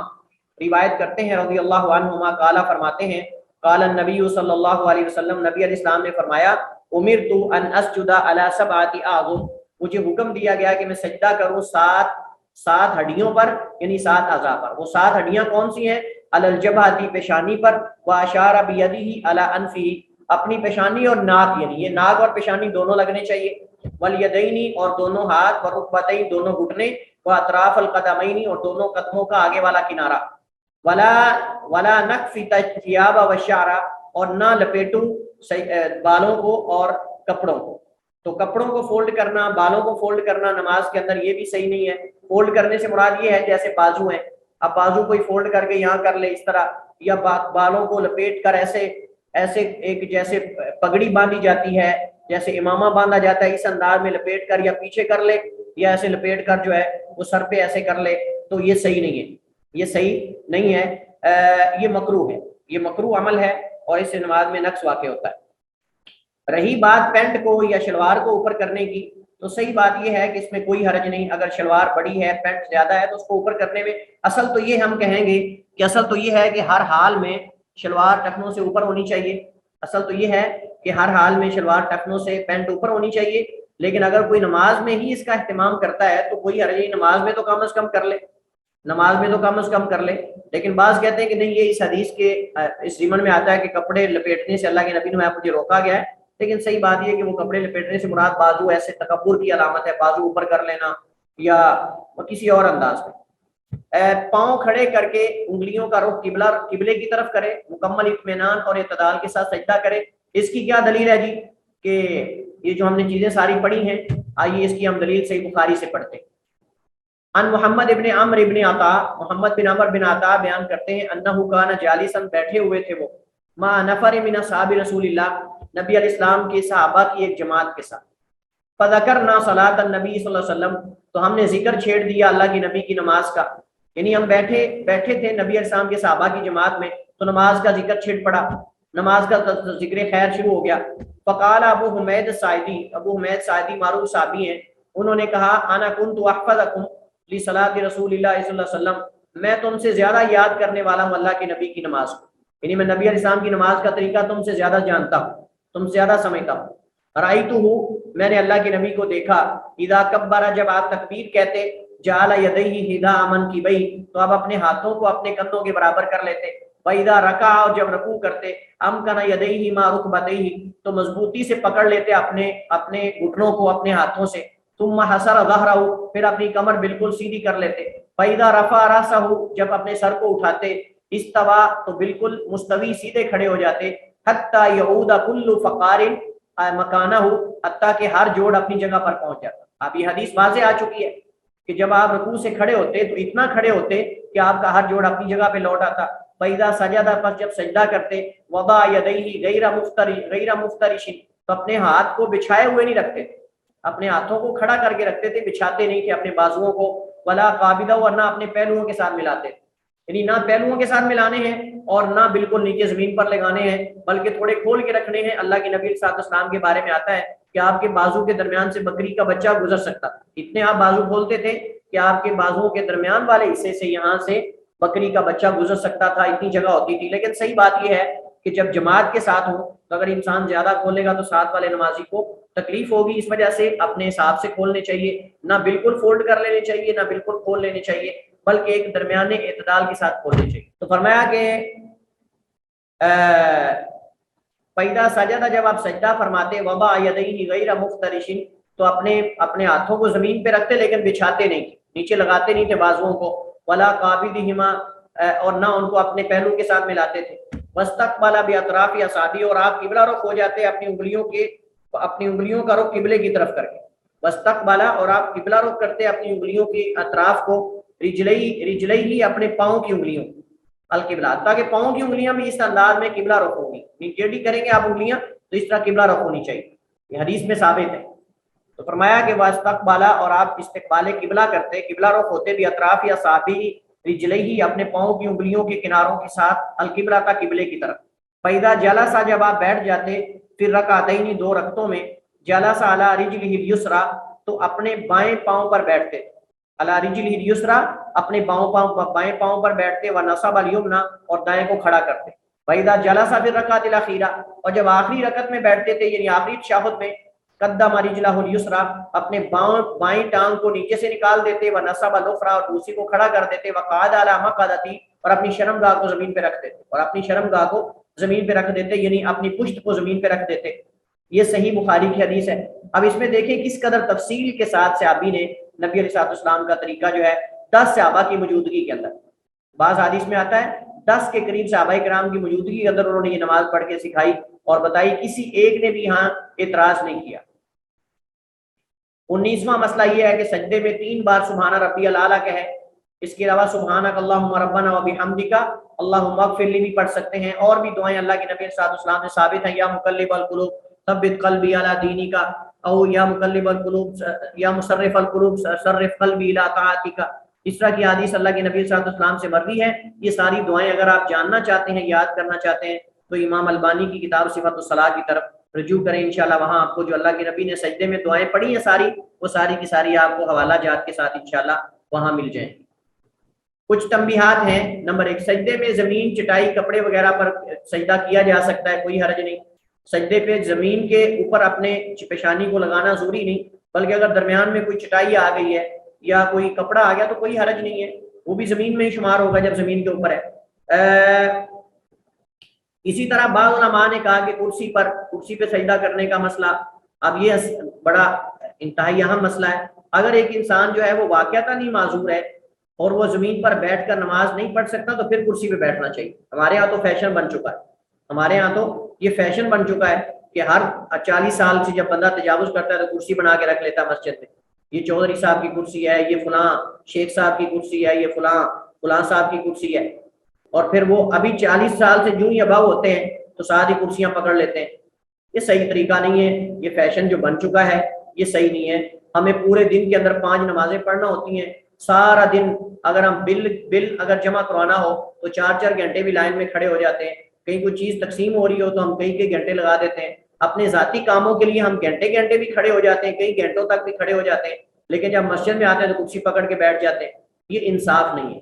یہ انصاف نہیں ہے، یہ جو ہے وہ ایمان کے ناقص ہونے کی دلیل ہے۔ تو اس میں انسان کو سوچنا چاہیے کہ میں اپنے ذاتی کاموں کے لیے تو کھڑا رہتا ہوں، دکانداری چلانے کے لیے بہت سارے دکاندار ہیں، دکان پہ کھڑے رہتے ہیں، کھڑے ہو کر سارا کام کرتے ہیں، لیکن جب مسجد میں آتے ہیں تو کہتے ہیں جی کھڑا نہیں ہوا جاتا اور بیٹھ کے نماز پڑھنے لگ جاتے ہیں۔ یہ صحیح نہیں ہے۔ سجدہ سے اٹھنے کے بعد اطمینان کے ساتھ بیٹھے گا حتیٰ کہ اس کا ہر جوڑ اپنی جگہ پر پہنچ جائے، حتیٰ کہ اس کا ہر جوڑ اپنی جگہ پر پہنچ جائے۔ اس کے بعد اپنا بایاں پاؤں بچھا کر اس پر بیٹھے گا، اپنا دایاں پاؤں کھڑا رکھے گا اور پاؤں کی انگلیاں قبلہ رخ کرے گا، جیسے ہم نے ابھی حدیث کے اندر پڑھا۔ 2 سجدوں کے درمیان اللہم اغفر لی وارحمنی واجبرنی واہدنی وارزقنی پڑھے گا۔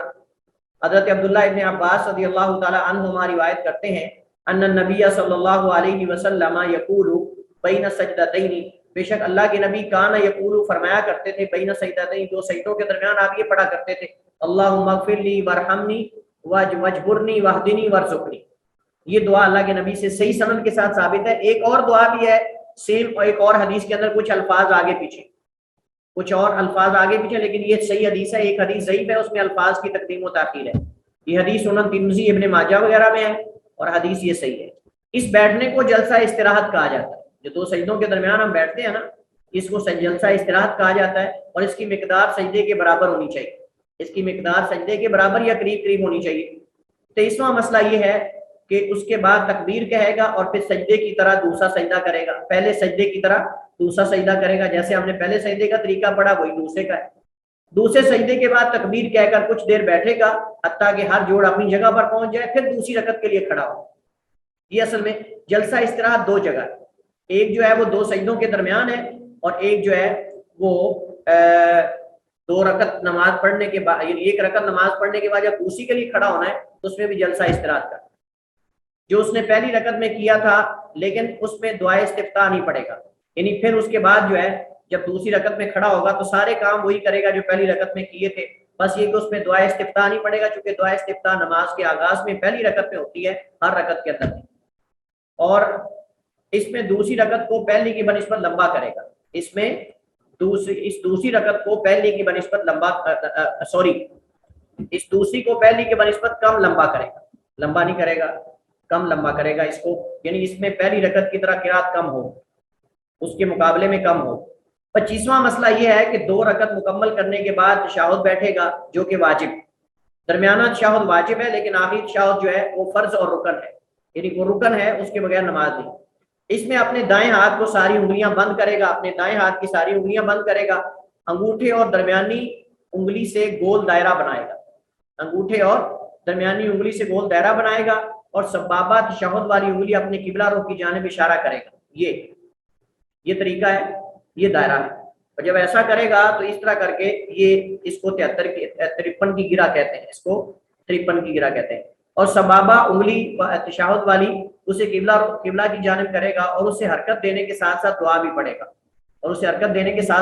پڑھے گا، نوٹ تشہد میں انگلی سے اشارہ کرنے اور تشہد کے حکم کے بارے میں بعد میں مسائل جو ہے وہ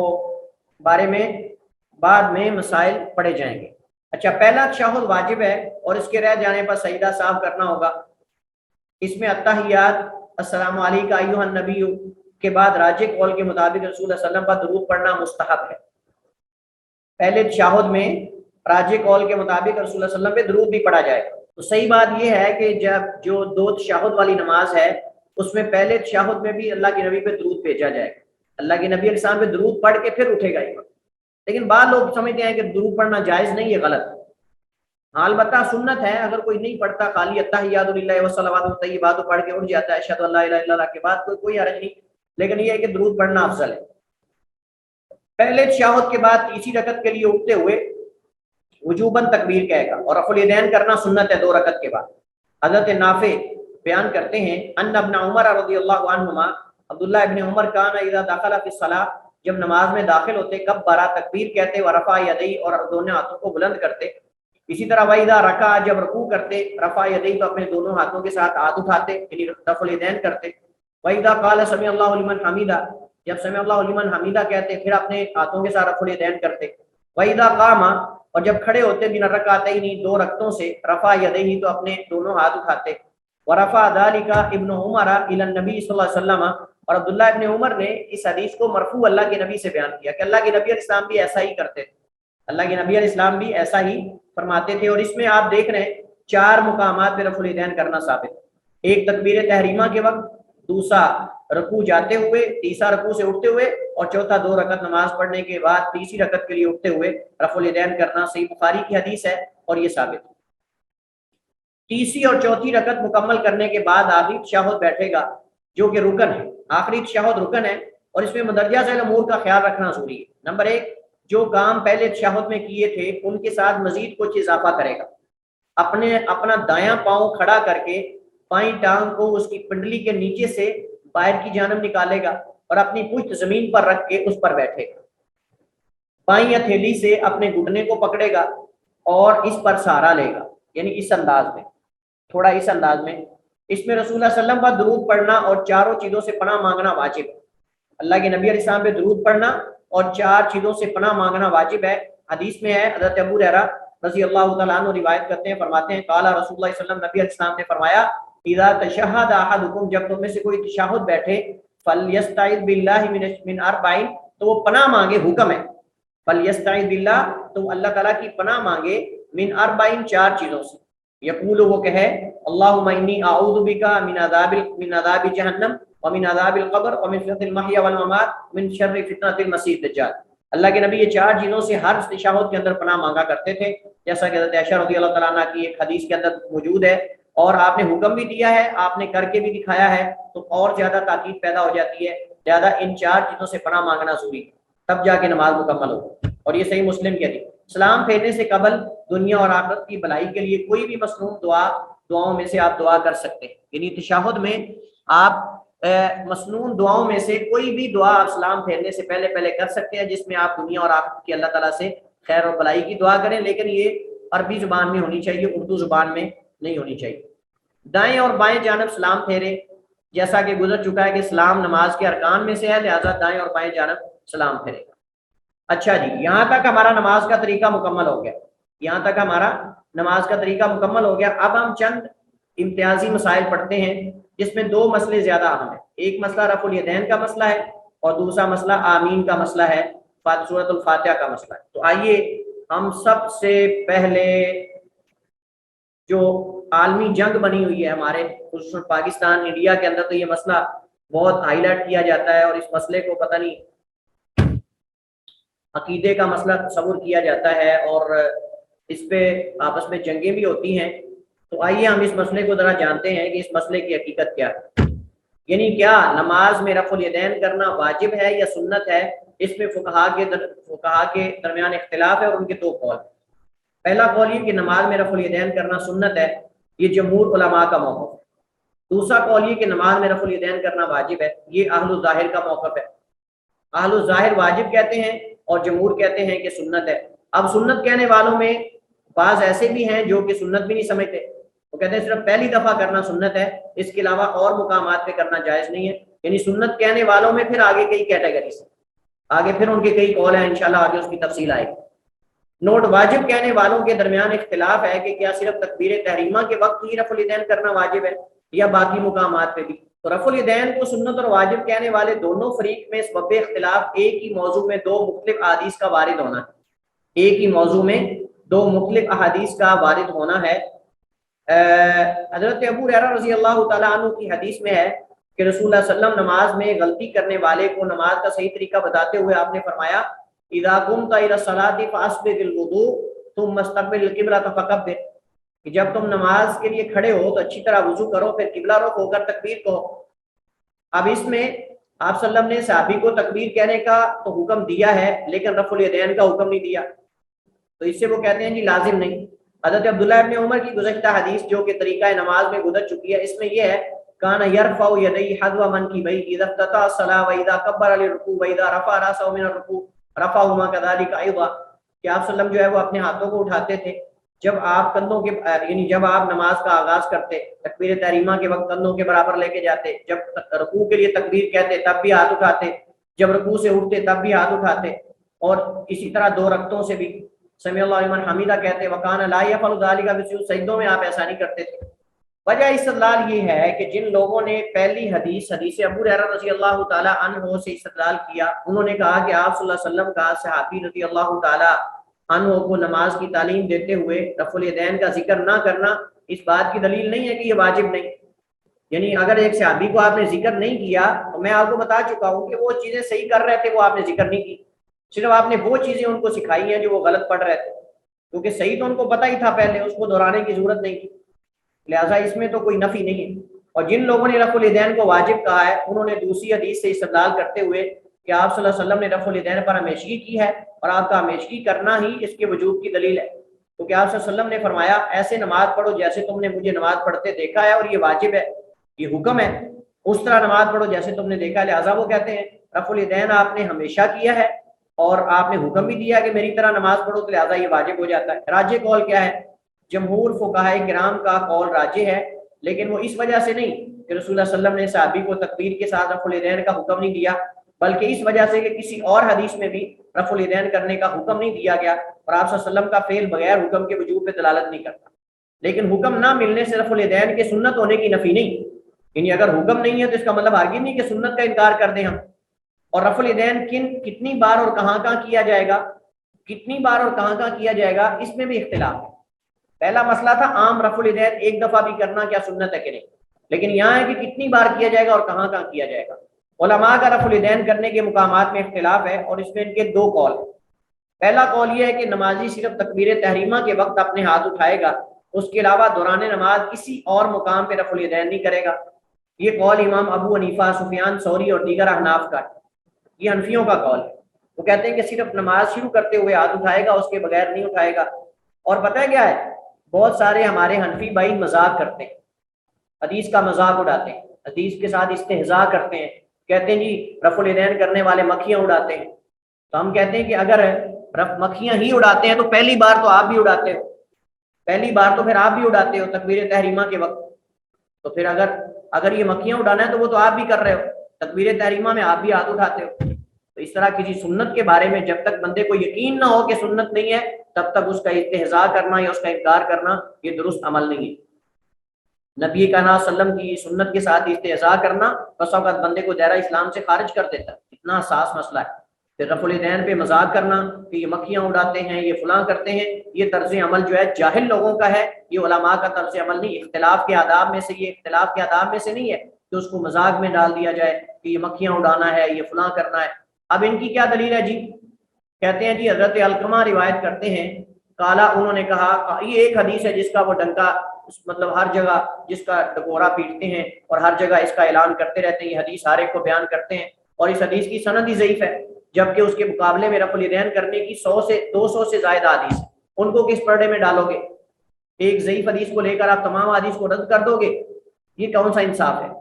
علقمہ بیان کرتے ہیں، کہتے ہیں عبداللہ ابن مسعود نے کہا، الا اصلی بکم صلاۃ رسول اللہ صلی اللہ علیہ وسلم، کیا میں تمہیں نبی علیہ السلام کی نماز پڑھ کے نہ دکھاؤں؟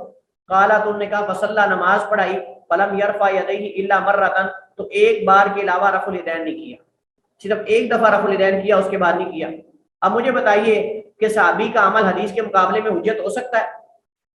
صحابی کا عمل حدیث کے مقابلے میں حجت ہو سکتا ہے؟ قطعاً بھی ایسا نہیں ہے۔ یہ کون سا قاعدہ اور اصول ہے کہ ایک صحابی کا عمل، وہ بھی جو ضعیف حدیث کے اندر ہے، وہ بھی حدیث جو صحیح ثابت بھی نہیں، آپ اس کو لے کر نبی کی حدیث کو جو صحابہ نے بیان کی ہیں ان سب کو نظر انداز کر دو؟ یہ کون سا انصاف ہے؟ کون اس کو انصاف کہتا ہے؟ یہ تقلید کا نتیجہ ہے، یہ جمود کا نتیجہ ہے کہ نبی کائنات کی ایک صرف یعنی عبداللہ ابن مسعود کی حدیث لے کر جو صحابی کا فعل ہے، آپ اس کو لے کر وہ نبی علیہ السلام کی نماز پڑھا کے بتا رہے ہیں کہ اللہ کے نبی نے ایسے پڑھی، لیکن انہوں نے رفع الیدین نہیں کیا۔ اب ہو سکتا ہے انہوں نے رفع الیدین یعنی نبی علیہ السلام کے اس طریقے پر عمل کر رہے ہوں جو انہوں نے، اور بھی حضرت عبداللہ ابن مسعود سے ایسی چیزیں ثابت ہیں جو دیگر صحابہ نے بیان نہیں کی، یعنی مثال، اور ہم یہ اور حنفی بھی نہیں کرتے، ہمارے حنفی بھائی بھی نہیں کرتے، احناف بھی نہیں کرتے۔ اب میں آپ کے سامنے یہ مسئلہ چونکہ شروع ہو گیا ہے، اب میں آپ کے سامنے ذکر کرتا ہوں کہ عبداللہ ابن مسعود دیگر صحابہ سے کئی مسائل میں ان کا اختلاف تھا، ایک مسئلے میں اختلاف نہیں تھا، کئی مسائل میں عبداللہ ابن مسعود رضی اللہ تعالیٰ عنہ کا اختلاف تھا دیگر صحابہ سے۔ مثال کے طور پر ہم اگر نماز کی بات کریں، ہم باہر نہیں جاتے، ورنہ اور بھی بڑی مثالیں، لیکن ہم اگر نماز کی بات کریں تو نماز کے اندر ہم جانتے ہیں کہ جب رکوع کرتے ہیں تو رکوع ہم کرتے ہیں گھٹنوں پہ ہاتھ رکھتے ہیں، اور یہ حنفی بھائی بھی سارے گھٹنوں پہ ہاتھ رکھتے ہیں، لیکن صحیح مسلم کے اندر حدیث ہے، صحیح مسلم کے اندر حدیث ہے عبداللہ ابن مسعود اپنے ہاتھ بند کر کے گھٹنوں کے اندر ڈالتے، اپنے ہاتھ اس طرح بند کر کے گھٹنوں کے اندر رکھتے، دونوں گھٹنوں کے درمیان میں، اور دونوں گھٹنوں کو سکیڑ لیتے تھے ایسے۔ اب مجھے بتائیں یہ ہمارے حنفی بھائی یہ کریں گے؟ اپنے دونوں ہاتھ ایسے جمع کر کے گھٹنوں کے اندر ڈال لیں ذرا، کیوں پھر گھٹنوں کے اوپر کیوں رکھتے ہیں؟ بات تو انصاف کی ہونی چاہیے نا پھر۔ اور صحیح مسلم کے اندر حدیث یہ ثابت ہے، حضرت عبداللہ ابن مسعود جب نماز پڑھاتے تھے اور اپنے شاگردوں کو مارتے تھے ان کے ہاتھوں پر، کہتے تھے کہ اپنے ہاتھ گھٹنوں پہ نہ رکھو بلکہ گھٹنوں کے درمیان اکٹھے کر کے رکھو، اور کہتے تھے اللہ کے نبی کی نماز ہے، ذرا کریں نا اس طرح بھی کر کے دکھایا کریں کبھی۔ وہاں عبداللہ ابن مسعود کا فعل بھول جاتے ہیں، وہ بھی تو اللہ کے نبی کی نماز پڑھ کے بتا رہے تھے وہاں بھی۔ اس کا مطلب یہ آغاز میں تھا، منسوخ ہو گیا تھا، بات ختم ہوگی۔ اچھا اسی طرح نماز کے اندر اگر تین بندے ہوں جماعت پڑھاتے ہوئے، امام کہاں کھڑا ہوگا؟ جب تین بندے نماز جماعت کے ساتھ پڑھنا چاہیں تو امام کہاں کھڑا ہوگا؟ سر امام آگے کھڑا ہوگا نا، امام آگے کھڑا ہوگا نا۔ عبداللہ ابن مسعود سے صحیح مسلم میں حدیث ہے کہ وہ اپنے دائیں بائیں کھڑا کرتے تھے مقتدیوں کو، وہ ایک کو اپنے دائیں ایک کو اپنے بائیں کھڑا کرتے تھے اور وہ اس طرح نماز پڑھاتے تھے۔ اب اس طرح کیا کریں نا حنفی بھائی بھی کہ سارے مقتدیوں کو دائیں بائیں کھڑا کر لیں، इंसाफ की बात यह है एक सहाबी का इज्तिहाद है, उस सहाबी के इज्तिहाद को लेकर आप जो है वो अहादीस सारी की सारी अहादीस को एक पलड़े में डाल के रद्द कर दें, ये कौन सा उसूल और कायदा और ज़ाबिता है? तो ये सुनन नबी दाऊद की हदीस है और ज़ईफ है। ये हदीस जो हज़रत अब्दुल्लाह इब्न मसूद से बयान करके ये हमारे भाई जो है वो हदीस को रद्द करते हैं, ये हदीस ही ज़ईफ। अच्छा, इस रिवायत के बारे में बजाते खुद, अच्छा यहाँ एक और बड़ी आप मजे की बात, इस रिवायत को जिक्र करने के बाद बजाते खुद इमाम अबू दाऊद जिन्होंने हदीस रिवायत की फरमाते हैं हाज़ा हदीसुन मुख्तसरुन मिन हदीसिन तवील, ये एक लंबी हदीस का जुज है, वलैसा हुआ बिसहीहिन अला हाज़ा लफ्ज़ी, इन अल्फाज के साथ ये सही साबित नहीं, इन अल्फाज के साथ ये हदीस सही साबित नहीं है। अब बताएं मुझे, जब साहिब किताब खुद बता रहा है कि ये हदीस जो मैंने नकल की है ये ज़ईफ है, तो आप उससे इस्तदलाल कर रहे हैं। ये तो बिल्कुल ऐसे है जैसे कोई बंदा इस्तदलाल करके हदीस से कहे कि इस हदीस को इमाम इब्नुल जौज़ी ने मौज़ूआत में जिक्र किया, इस हदीस को इमाम इब्नुल जौज़ी ने मौज़ूआत में जिक्र किया है और फिर उससे इस्तदलाल भी कर रहा है। भाई साथ तुम कह भी रहे हो कि मौज़ूआत हदीसों में से, मौज़ू मनगढ़ंत हदीसों में से है, और दूसरी तरफ तुम हवाला भी दे रहे हो। अब इस बंदे का क्या करना चाहिए कि जो बंदा जो है वो पता भी है कि मौज़ूआत किताब जो है वो मौजू हदीसों के बारे में जो मनगढ़ंत हदीसें, और उसका हवाला भी दे रहा है, इस हदीस को इमाम इब्नुल जौज़ी ने मौज़ूआत के अंदर जिक्र किया है और फलां ने मौज़ूआत में जिक्र किया और साथ बयान भी कर रहा है। तो इमाम अबू दाऊद जब हदीस खुद रिवायत करने के बाद कह रहे हैं कि इस हदीस में इख्तिलाफ और ये हदीस सहीफ है, तो आप उसे इस्तेदलाल करते हुए सारी बुखारी मुस्लिम की हदीस का मिलिया मेट कर देते हैं, आप सारी हदीस को नजरअंदाज कर देते हैं और तकलीद में आकर हदीस को मजाक उड़ाते हैं, कहते हैं मक्खियां उड़ाना है। ये जमूद और तकलीद का नतीजा है। हमें इंसाफ पसंद होना चाहिए, हक बात करनी चाहिए, चाहे हमारे अपने किसी बड़े के बारे में क्यों ना। और इसी तरह इस हदीस को इमाम अब्दुल्ला इब्न मुबारक, इमाम अहमद, इमाम बुखारी, इमाम बैहकी, इमाम उल इलल, इमाम दारकुतनी ने भी ज़ईफ कहा। लोग करें बात जरा, ये बड़े बड़े आइमा को किस पर्दे में डालोगे आप? ये हदीस के इमाम हैं, ये इलल के इमाम हैं जो इस हदीस को ज़ईफ कहते हैं। अब्दुल्ला इब्न मुबारक इमाम बुखारी के उस्ताद हैं, इमाम अहमद बिन हम्बल इमाम बुखारी के उस्ताद हैं, और इमाम बैहकी, इमाम दारकुतनी इल्लतों के बहुत बड़े इमाम हैं हदीस के इलल के हवाले से। इन्होंने इस हदीस को ज़ईफ करार दिया है और आप फिर भी इस्तदलाल कर रहे हैं। हज़रत बरा रज़ी अल्लाह तआला अन्हु से एक दूसरी हदीस जिक्र करते हैं जिससे इस्तदलाल करते हैं रफ़ुल यदैन ना करने पर। कहते हैं अन्ना रसूलुल्लाह सल्लल्लाहु अलैहि वसल्लम काना इज़ा इफ्ततह सलात रफ़ा यदैहि, अल्लाह के नबी जब नमाज का आगाज करते तो अपने हाथ उठाते, इला करीब मिन उज़ुनैहि, अपने कानों के बराबर, सुम्मा ला यऊदु, फिर दोबारा ऐसा नहीं करते थे, यानी सिर्फ एक ही दफा रफ़ुल यदैन करते थे। और ये सुनन नबी दाऊद में हदीस और ये भी ज़ईफ है, सुनन नबी दाऊद में है और ये भी ज़ईफ है। ज़ईफ क्यों है? इस रिवायत को जमहूर मुहद्दिसीन ने ज़ईफ करार दिया और इसमें शरीक बिन अब्दुल्ला नखी रावी, उसमें कलाम है यजीद बिन अबी ज़ियाद इंतहाई ज़ईफ रावी। यजीद बिन अबी ज़ियाद रावी, दो इल्लतें हैं, दो कमजोरियां हदीस में, एक शरीक बिन अब्दुल्ला नखी और दूसरा यजीद बिन अबी ज़ियाद इंतहाई ज़ईफ रावी है। इस वजह से इस हदीस को इमाम सुफियान बिन उयैना ने, इमाम बुखारी के उस्ताद हुमैती ने, इमाम अहमद ने, यहया बिन मईन ने, इमाम दारमी ने, इमाम बुखारी ने, इसके अलावा सैकड़ों उलमा ने ज़ईफ करार दिया है और आप फिर भी इस्तदलाल कर रहे हैं। ये पहला कौल और उनकी दलील तो हो गई पूरी, इसका तो दूध का दूध पानी का पानी हो गया। अब हम चलते हैं दूसरे कौल की तरफ। दूसरा कौल ये है कि तकबीर तहरीमा के वक्त रुकू जाते हुए, रुकू से उठते हुए और दो रकतों के बाद तीसरी रकत के लिए उठते हुए रफ़ुल यदैन करना अल्लाह के नबी की सुन्नत मुतवातिरा, अल्लाह के नबी की सुन्नत मुतवातिरा है जिसको आपने मुसलसल किया है, कभी छोड़ा नहीं। इस वजह से जब भी रफ़ुल यदैन की हदीस आएंगी आप देखेंगे काना यरफ़उ यदैहि, और ये काना जो है ये इस्तिमरार के लिए आता है कि मुस्तमिर आप रहे, हमेशा करते रहे, एक दो दफा करने पे काना नहीं आता। अब्दुल्लाह इब्न उमर की हमने हदीस पढ़ी अभी, अन सालिम इब्न अब्दुल्लाह अन अबीही अन्ना रसूल सल्लल्लाहु अलैहि वसल्लम, सालिम अपने बाप अब्दुल्लाह से बयान करते हैं, अब्दुल्लाह इब्न उमर के बेटे हैं सालिम, ये ताबी हैं और बहुत बड़े इमाम, कहते हैं अपने बाप अब्दुल्लाह बिन उमर से बयान करते हैं अन्ना रसूलुल्लाह सल्लल्लाहु अलैहि वसल्लम, बेशक रसूलुल्लाह सल्लल्लाहु अलैहि वसल्लम काना यरफ़उ यदैहि, अपने हाथ उठाते थे, हज़्वा मनकिबैहि, कंधों के बराबर, इज़ा इफ्ततह सला, जब नमाज शुरू करते, वइज़ा कब्बरा लिरुकू, जब रुकू के लिए जाते, वइज़ा रफ़अ रअसहु, जब रुकू से उठते, रफ़अहुमा कज़ालिका, اسی طرح اٹھاتے وقال سمی اللہ لمن حمیدہ ربنا ولک الحمد وکان لا یفعل ذلک فی السجود، اور سجدوں میں آسانی کرتے تھے۔ وہ جو یہ حدیث پیش کرتے ہیں رفع الیدین نہ کرنے کی، وہ سجدوں میں آپ نے روکا تھا، وہ سجدوں میں آپ نے روکا تھا۔ صحابہ سجدوں کے اندر جو ہے وہ ہاتھ ایسے ایسے کرتے تھے، اللہ کے نبی نے کہا تم ایسے ایسے نہ کیا کرو۔ صحیح بخاری اور مسلم کی حدیث اور ابو داؤد وغیرہ میں، نسائی میں حدیث ہے اور حدیث صحیح ہے۔ حضرت علی بن ابی طالب سے روایت ہے ان رسول اللہ صلی اللہ علیہ وسلم، نبی علیہ السلام سے بیان کرتے ہیں انہ کان، اللہ کے نبی علیہ السلام اذا قام الی الصلاۃ، جب نماز کے لیے کھڑے ہوتے، المکتوبہ فرضی نماز کے لیے، کبر آپ تکبیر کہتے، ورفع یدی اپنے ہاتھ اٹھاتے، حذو منکبیہ دونوں کندھوں کے برابر،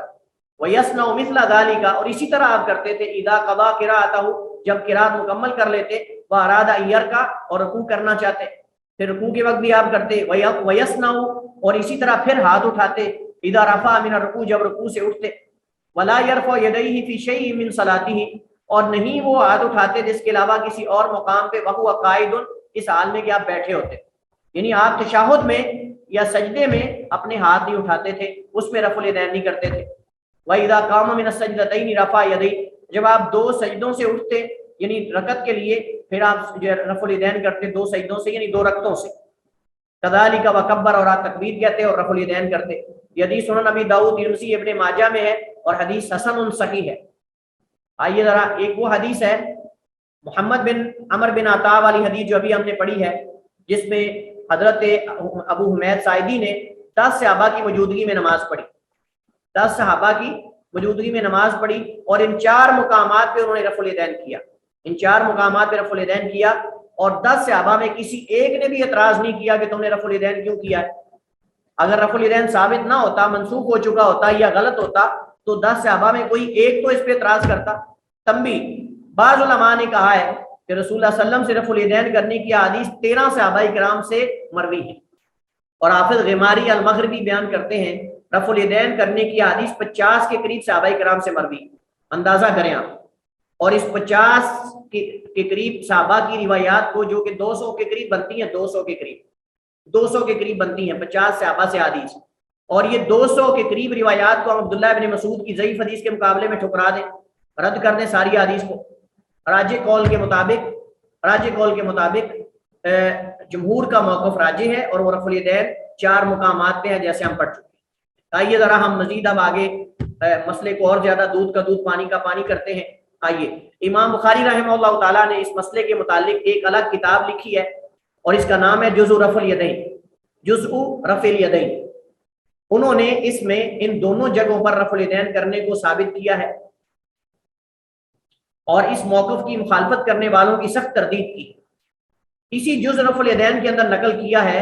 امام بخاری نے، حسن بصری رحمۃ اللہ علیہ فرماتے ہیں رسول اللہ صلی اللہ علیہ وسلم کے صحابہ کرام میں رکوع جاتے ہوئے، رکوع سے سر اٹھاتے ہوئے رفع الیدین کیا کرتے تھے۔ امام بخاری اس پر تبصرہ کرتے ہوئے کہتے ہیں حسن بصری نے کسی بھی صحابی کو مستثنا نہیں کیا،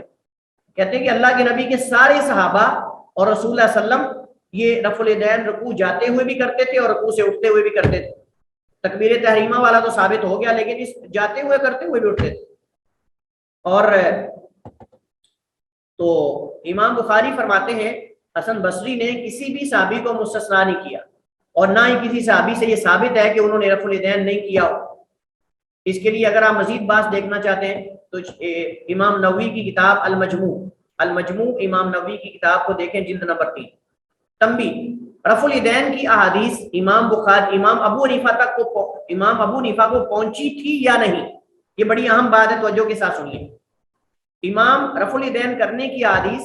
امام ابو حنیفہ کو پہنچی تھی یا نہیں، تو اس بارے میں تو ہمیں علم نہیں، تاہم امام ابو حنیفہ کے پیروکاروں کو تو پہنچی ہے، ان تک تو پہنچی ہے، لیکن پھر بھی انہوں نے، یعنی امام ابو حنیفہ رحمہ اللہ تعالیٰ کا تو عذر ہم یہ پیش کر دیتے ہیں کہ ان تک حدیث نہیں پہنچی، لیکن ان کے پیروکاروں تک بھی آج حدیثیں نہیں پہنچی اور وہ رد کر رہے ہیں۔ اس کی وجہ یہ ہے ان کے پیروکاروں کو ضرور پہنچی ہیں، لیکن پھر بھی انہوں نے ان حدیث پہ عمل نہیں کیا۔ اس کی وجہ یہ ہے کہ رفع الیدین والی احادیث دیگر ان احادیث سے معارض ہیں جن میں تکبیر تحریمہ کے علاوہ رفع الیدین چھوڑنے کا ذکر ہے، اور صرف 2 روایات ہیں جن کا ذکر بما حکم ہم پہلے پڑھ چکے ہیں۔ جب یہ ثابت ہو گیا کہ ترک رفع الیدین کے بارے میں تمام احادیث اور آثار ضعیف ہیں، تو وہی احادیث رہ جاتی ہیں جن میں رفع الیدین کرنا ثابت ہے، اور ان کی مخالفت میں کوئی اثر باقی نہیں رہتا۔ اس لیے مومن کا شعار یہی ہونا چاہیے، مومن کی عادت یہی ہونی چاہیے کہ حدیث میں ذکر کردہ جگہوں پہ رفع الیدین کرے اور بھرپور کوشش کرے کہ اپنی نماز نبوی نماز کی طرح بنائے، کیونکہ اللہ کے نبی علیہ السلام کا فرمان ہے تم ایسے نماز پڑھو جیسے تم نے مجھے پڑھتے ہوئے دیکھا، صحیح بخاری کی حدیث ہے۔ یہی وجہ ہے کہ امام بخاری رحمہ اللہ تعالیٰ کے استاد علی بن مدینی رحمہ اللہ تعالیٰ فرماتے تھے مسلمانوں کا یہ حق بنتا ہے کہ رکوع جاتے ہوئے اور رکوع سے اٹھتے ہوئے رفع الیدین کریں، اور انہی کے بارے میں امام بخاری رحمۃ اللہ علیہ فرماتے ہیں علی بن مدینی اپنے زمانے کے سب سے بڑے عالم تھے، چنانچہ سنت ثابت اور واضح ہونے کے بعد کسی عالم کی تقلید کرتے ہوئے سنت ترک کرنا بالکل بھی جائز نہیں ہے۔ امام شافعی رحمہ اللہ تعالیٰ فرماتے ہیں تمام علماء کا اس بات پر اجماع ہے کہ جس شخص کو رسول کریم کی سنت کا ادراک ہو جائے تو پھر اس کے لیے اس سنت کو کسی غیر کے قول کی وجہ سے چھوڑ دینا یہ جائز نہیں ہے۔ مدارج السالکین امام ابن القیم کی کتاب کے اندر آپ کو اس طرح کی مزید مفید اقوال اور باتیں مل جائیں گی۔ اور اگر کوئی شخص امام بخاری، امام ابو حنیفہ، امام مالک، امام شافعی یا احمد بن حنبل رحمہ اللہ تعالیٰ کا پیروکار ہو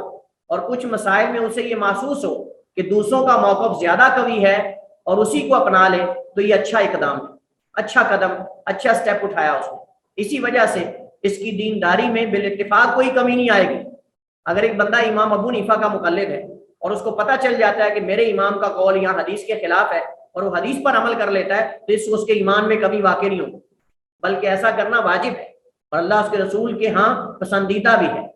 یہ بات جو میں نے یہاں نقل کی ہے یہ شیخ الاسلام ابن تیمیہ رحمہ اللہ تعالیٰ نے مجموع الفتاوی کے اندر کہی ہے۔ علامہ ابن عثیمین رحمۃ اللہ علیہ فرماتے ہیں اگر کہنے والا یہ کہے کہ رفع الیدین کرنے میں حکمت کیا ہے، اس کا جواب یہ ہے کہ اس میں آپ صلی اللہ علیہ وسلم کی سنت کی اقتدا ہے اور اس کے علاوہ اس میں اللہ تعالیٰ کی تعظیم ہے۔ پس جب مومن اللہ اکبر کہتا ہے اور اللہ مالک الملک کے حضور حاضری کا تصور لے کر تواضع عاجزی اختیار کرتے ہوئے اپنے ہاتھ بلند کرتا ہے تو اس سے وہ اللہ کی اپنے قول اور فعل دونوں سے تعظیم کر رہا ہوتا ہے، اور اگر وہ اللہ اکبر کے معنی پہ مزید غور کر لے تو اس سے پوری دنیا اس سے غائب ہو جاتی ہے اور اس کا دماغ اور ذہن اللہ تعالیٰ کے ساتھ جڑ جاتا ہے۔ بعض علماء نے کہا ہے کہ رفع الیدین نماز کی زینت ہے، رفع الیدین نماز کی زینت ہے، اس کے بغیر نماز کی زینت جو ہے وہ نظر نہیں آتی۔ اس کے بعد ہمارے پاس دوسرا مسئلہ جو امتیازی مسائل میں سے اہم ترین مسئلہ ہے وہ امام کے پیچھے فاتحہ پڑھنے کا حکم کیا ہے۔ امام کے پیچھے فاتحہ پڑھنے کا حکم کیا ہے؟ امام کے پیچھے فاتحہ پڑھنے کے بارے میں فقہاء کے درمیان اختلاف ہے اور اس میں ان کے 3 قول ہیں۔ پہلا قول یہ ہے کہ مقتدی پر امام کے پیچھے کسی بھی نماز میں سری ہو یا جہری فاتحہ پڑھنا واجب نہیں، یہ حناف کا مذہب ہے۔ ان کی دلیل حضرت جابر کی ایک ضعیف حدیث ہے جو کہ سنن ابن ماجہ اور احمد میں کہتے ہیں نبی علیہ السلام نے فرمایا من کان لہ امام فقراءۃ الامام لہ قراءۃ، جس کا کوئی امام ہو تو امام کی قراءت مقتدی کی قراءت ہے، یعنی امام کی قراءت مقتدی کو کفایت کر جاتی ہے، امام کی قراءت مقتدی کو کفایت کر جاتی ہے۔ یہ حدیث سنن ابن ماجہ اور احمد وغیرہ میں ہے، مسند احمد میں حدیث ضعیف ہے، حدیث ضعیف ہے، یہ حدیث مرسل ہے اور محدثین کے ہاں بالاتفاق ضعیف ہے، بالاتفاق کسی نے اس کو صحیح نہیں کہا۔ امام شوکانی نقل کرتے ہیں، حافظ ابن حجر فرماتے ہیں یہ حدیث تمام حفاظ کے ہاں ضعیف ہے، یہ حدیث تمام حفاظ کے ہاں ضعیف ہے، کوئی اس کو صحیح نہیں کہتا۔ لہذا جب حدیث ضعیف ہے اور صحیح حدیث کے مقابلے میں، جبکہ صحیح حدیث میں آپ نے خود کہا ہے سورہ فاتحہ پڑھو۔ دوسرا قول یہ ہے کہ مقتدی پر فاتحہ کا سری اور جہری دونوں نمازوں میں پڑھنا واجب ہے، چاہے امام کے پیچھے ہو چاہے اکیلا ہو، جب بھی۔ یہ امام شافعی کا مذہب اور امام احمد بن حنبل کا ایک قول۔ ان کی دلیل حضرت عبادہ بن صامت رضی اللہ تعالیٰ عنہ کی حدیث ہے ان رسول اللہ صلی اللہ علیہ وسلم قال، بے شک نبی علیہ السلام نے فرمایا لا صلاۃ لمن لم یقرأ بفاتحۃ الکتاب، اس بندے کی نماز ہی نہیں جو سورہ فاتحہ نہیں پڑھتا۔ یہ صحیح بخاری اور مسلم کی صحیحین کی حدیث ہے۔ وجہ استدلال یہ ہے کہ یہ حدیث عام ہے اور امام مقتدی اور منفرد سب کو شامل ہے۔ یہاں اللہ کے نبی نے یہ فرق نہیں کیا کہ مقتدی ہو یا امام ہو یا منفرد ہو، جس حالت میں بھی ہے وہ نہ سورہ فاتحہ پڑھے گا۔ اسی طرح حضرت ابو ہریرہ سے روایت ہے رضی اللہ تعالیٰ عنہ سے، وہ نبی علیہ السلام سے بیان کرتے ہیں قال، آپ نے فرمایا من صلی صلاۃ، جس نے نماز پڑھی لم یقرأ فیہا بأم القرآن، اس میں سورۃ الفاتحہ نہیں پڑھتا، فہی خداج خداج خداج غیر تمام، 3 بار آپ نے فرمایا یہ نماز جو ہے ادھوری ہے، غیر مکمل ہے، ادھوری ہے، غیر مکمل ہے، ادھوری ہے، غیر مکمل ہے۔ لیکن احناف نے اس کا جواب یہ دیا ہے اس حدیث کے بعد الفاظ میں ہے الا خلف امام، یعنی امام کے پیچھے اگر نہ پڑھے تو مقتدی کی نماز درست ہے، لیکن اس کا جواب یہ ہے کہ یہ الفاظ کسی بھی صحیح حدیث سے ثابت نہیں۔ الا خلف امام والے کے امام کے پیچھے نہ پڑھے، یہ تو کسی صحیح حدیث میں ثابت نہیں۔ تیسری دلیل کہ سورہ فاتحہ ہر حال میں پڑھنی چاہیے، حضرت عبادہ بن صامت رضی اللہ تعالیٰ عنہ کی روایت ہے، قالا انہوں نے کہا صلی بنا رسول اللہ صلی اللہ علیہ وسلم الصبح، اللہ کے نبی نے ہمیں نماز پڑھ فجر کی نماز پڑھائی، فثقلت علیہ فیہا القراۃ، تو آپ پر اس میں قرات کرنا مشکل ہو گیا، چونکہ صحابہ بھی پیچھے پیچھے پڑھ رہے تھے، بلند آواز سے قرات کر رہے تھے۔ فلما انصرف، جب آپ نماز سے فارغ ہوئے، من صلاتی، اپنی نماز سے جب آپ پھرے فارغ ہوئے، اقبل علینا، آپ ہماری طرف متوجہ ہوئے، بوجہ، اپنے چہرے کے ساتھ، یعنی اپنا رخ ہماری طرف کر لیا اللہ کے نبی نے نماز کے بعد، نماز فجر کے بعد، فقالا، اور آپ نے فرمایا انی لاراکم، بے شک میں تمہیں دیکھتا ہوں، تقرؤون خلف امامکم، تم اپنے امام کے پیچھے قرات کرتے ہو، تم میرے پیچھے پڑھتے ہو، اذا جہر، جب وہ جاری نماز پڑھا رہا ہو، قالا، تو انہوں نے کہا قلنا، ہم نے کہا ہم، ہاں اللہ کے رسول، اجل، ہم آپ کے پیچھے پڑھتے ہیں، واللہ یا رسول اللہ، اللہ کے رسول، ہم آپ کے پیچھے پڑھتے ہیں، حزا، یعنی انہوں نے اشارہ کر کے کہا کہ اللہ کے رسول ہم پڑھتے ہیں۔ فقال رسول اللہ، نبی صاحب نے فرمایا لا تفعلوا الا بام القرآن، تم میرے پیچھے کوئی اور قرات نہ کرو سوائے فاتحہ کے، یعنی اور صورتیں نہ پڑھا کرو، بس خالی فاتحہ پڑھ لیا کرو، اور وہ بھی آہستہ آواز میں، جیسا کہ حضرت ابو ہریرہ کی حدیث میں ہم پڑھ چکے ہیں۔ فإنه لا صلاة لمن لم يقرأ بها، اس بندے کی نماز ہی نہیں ہے جو اسے نہیں پڑھتا، اس بندے کی نماز ہی نہیں ہے جو اس سورہ فاتحہ کو نہیں پڑھتا۔ یہ حدیث مسند احمد میں، سنن نبی داود میں، اور بھی کتب حدیث میں، اور حدیث صحیح لغیری، یعنی صحیح حدیث ہے۔ اس روایت کو امام احمد بن حنبل، امام ابو داود، امام دارقطنی اور کئی محققین نے اس روایت کو صحیح قرار دیا ہے، اور کہتے ہیں کہ اس کے تمام راوی ثقہ ہیں۔ تیسرا قول، سیدھی نمازوں میں مقتدی پر امام کے پیچھے فاتحہ پڑھنا واجب ہے، اور جہری نمازوں میں واجب نہیں۔ یہ قول امام مالک اور بعض احناف کا ہے، بعض حنفی یہ بھی قول رکھتے ہیں، بعض احناف یہ بھی قول رکھتے ہیں کہ سیدھی نمازوں میں مقتدی پر امام کے پیچھے پڑھنا واجب ہے، لیکن جہری میں نہیں۔ یہ امام مالک اور بعض احناف کا قول ان کی طرف منسوب ہے۔ ان کی دلیل کیا ہے جی؟ ان کی دلیل یہ ہے کہ اللہ تعالیٰ کا فرمان ہے وَإِذَا قُرِئَ الْقُرْآنُ فَاسْتَمِعُوا لَهُ وَأَنصِتُوا لَعَلَّكُمْ تُرْحَمُونَ، کہ جب جو ہے قرآن پڑھا جائے تو تم کان لگا کے سنو اور چپ رہو تاکہ تم پہ رحم کیا جائے۔ اب یہ آیت عام ہے، یہ کوئی نماز کے لیے تو تھوڑی نازل ہوئی ہے، یہ تو آیت عام ہے کہ جب قرآن پڑھا جا رہا ہو تو توجہ کے ساتھ سنو، مگر اس کا جواب یہ دیا گیا ہے کہ اس آیت سے استدلال بالکل بے محل ہے، کیونکہ یہ آیت مکی ہے اور ما قبل سے مشرکین سے خطاب چلا آ رہا ہے۔ اگر ہم اس آیت کے سیاق کو دیکھیں تو پیچھے مشرکین اس کے مخاطب ہیں، اس کے مشرکین مخاطب ہیں، اور اس لیے نظم قرآن کا تقاضا یہ ہے کہ یہاں بھی مشرکین ہی مخاطب ہو۔ اگر اس آیت کو عام بھی مان لیا جائے تو اصول فقہ کی روح سے حدیث لا صلاۃ لمن لم یقرأ بفاتحۃ الکتاب، جسے امام بخاری نے متواتر قرار دیا ہے، اس کے ساتھ سورہ فاتحہ کی تخصیص ہو جائے گی، یعنی کچھ نہ پڑھو، خاموشی کے ساتھ سنو امام کے ساتھ سوائے سورہ فاتحہ، یہ استثناء ہو جائے گا، کیونکہ اللہ کے نبی خود ہی استثناء کر رہے ہیں، کیونکہ اس کے بغیر امام، منفرد، مقتدی، کسی کی نماز صحیح نہیں۔ مقتدی آواز کے بغیر پڑھے تو خاموشی کے خلاف بھی نہیں، مقتدی اگر آواز کے بغیر پڑھے تو خاموشی کے خلاف بھی نہیں، جیسا کہ آپ صلی اللہ علیہ وسلم نے خطبہ جمعہ میں خاموش رہ کر غور سے سننے کا حکم دیا۔ اس کے باوجود صحیح مسلم میں جابر رضی اللہ تعالیٰ عنہ سے آپ کا یہ حکم مروی ہے کہ تم میں سے کوئی شخص جمعہ کے دن آئے اور امام خطبہ دے رہا ہو تو وہ 2 رکعت نماز پڑھے اور انہیں مختصر پڑھے۔ اب ظاہر ہے کہ اس کا 2 رکعتیں پڑھنا خاموشی کے خلاف نہیں، اس کا 2 رکعت پڑھنا خاموشی کے خلاف نہیں ہے۔ بھائی یہ رد کیا جا رہا ہے ان لوگوں پر جو کہتے ہیں وَإِذَا قُرِئَ الْقُرْآنُ فَاسْتَمِعُوا لَهُ، وَإِذَا قُرِئَ الْقُرْآنُ فَاسْتَمِعُوا لَهُ، اس آیت کے بارے میں یہ ہے کہ تم خود کہتے ہو کہ امام جب سیدھی نماز پڑھا رہا ہو تو پیچھے پڑھنا جائز ہے، جب امام سیدھی نماز پڑھا رہا ہو تو جائز ہے، تو قرآن تو پڑھ رہا ہوتا ہے امام، قرآن تو پھر بھی پڑھ رہا ہوتا ہے، لیکن آپ اگر آہستہ آواز میں پڑھو سیدھی نماز کے اندر تو پھر جائز ہے، پھر امام کے پیچھے وہ قاعدہ کہاں گیا کہ امام کی قرات مقتدی کی قرات ہے، پھر خود ہم اپنے قول کی خلاف ورزی کر رہے ہو۔ تو یہ اس بات کی طرف اشارہ ہے، کہتے ہیں کہ مقتدی آواز کے بغیر پڑھے تو خاموشی کے خلاف بھی نہیں، جیسا کہ آپ صلی اللہ علیہ وسلم نے خطبہ جمعہ، آپ صلی اللہ علیہ وسلم نے کہ تم میں سے کوئی جو ہے وہ جب خطبہ دے، جب خطبہ ہو رہا ہو تو وہ خاموشی کے ساتھ سنو، ہاں اگر کوئی آتا ہے تو 2 رکعت نماز پڑھ کے بیٹھتا ہے، آپ جانتے ہیں کہ 2 رکعت نماز پڑھنا ہی خاموشی کے خلاف نہیں ہے، بلکہ یہ بھی ایک طرح کی حرکت ہے۔ اچھا جی، اب ہم ذرا اس کو بات مکمل کرتے ہیں۔ مگر آپ کے حکم کی وجہ سے خطبے کے دوران میں آنے والے پر 2 رکعت پڑھنا ہوں گی، اس طرح امام کے پیچھے فاتحہ بھی پڑھنی ہوگی اور خاموشی بھی قائم رہے گی۔ تعجب اس بات پہ ہے کہ بعض لوگ اس وقت بھی مقتدی کو کچھ نہ پڑھنے کا حکم دیتے ہیں جب امام بلند آواز سے قرات نہ کر رہا ہو۔ فرمائیے اس کے ساتھ اس آیت کا کیا تعلق ہے؟ پھر ہمارے بعض بھائی امام کی قرات سنتے ہوئے صبح کی سنتیں پڑھتے رہتے ہیں مگر انہیں اس وقت یہ آیت یاد نہیں آتی۔ یعنی ایک طرف تو کہتے ہیں کہ جب امام قرات کر رہا ہو اس وقت ہمیں خاموش ہو کے سننا چاہیے، اور دوسری طرف امام فجر کی نماز پڑھا رہا ہوتا ہے اور پیچھے اپنی سنتیں پڑھ رہے ہوتے ہیں، اور سنتیں جب تک مکمل نہیں کر لیتے امام کی سنتے ہی نہیں، امام کے پیچھے جا کے نماز شروع کرتے ہی نہیں، حالانکہ امام بلند آواز سے قرات کر رہا ہوتا ہے اور یہ پیچھے اپنی فاتحہ پڑھ رہے ہوتے ہیں، پیچھے اپنی سنتیں دہرا رہے ہوتے ہیں۔ تو یہاں وہ اصول اور قاعدے کہاں گئے؟ مگر انہیں اس وقت یہ آیت یاد نہیں آتی، اور سب سے زیادہ تعجب تو ان کی اس بات پہ ہے کہ ان کے ہاں سورہ فاتحہ امام، منفرد یا مقتدی کسی کے لیے بھی نماز میں فرض نہیں۔ قرآن کی کوئی بھی ایک آیت پڑھ لینے سے نماز ہو جائے گی۔ بتائیے پھر رسول اللہ صلی اللہ علیہ وسلم کا یہ فرمان کہ جو سورہ فاتحہ نہ پڑھے اس کی نماز نہیں ہے، یہ کہاں اپلائی کریں گے ہم؟ اس کا مخاطب کون ہے؟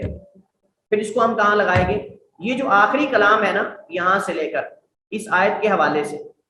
لا فقرؤوا ما تيسر من القرآن وَإِذَا قُرِئَ الْقُرْآنُ فَاسْتَمِعُوا لَهُ، اس آیت کی تفسیر میں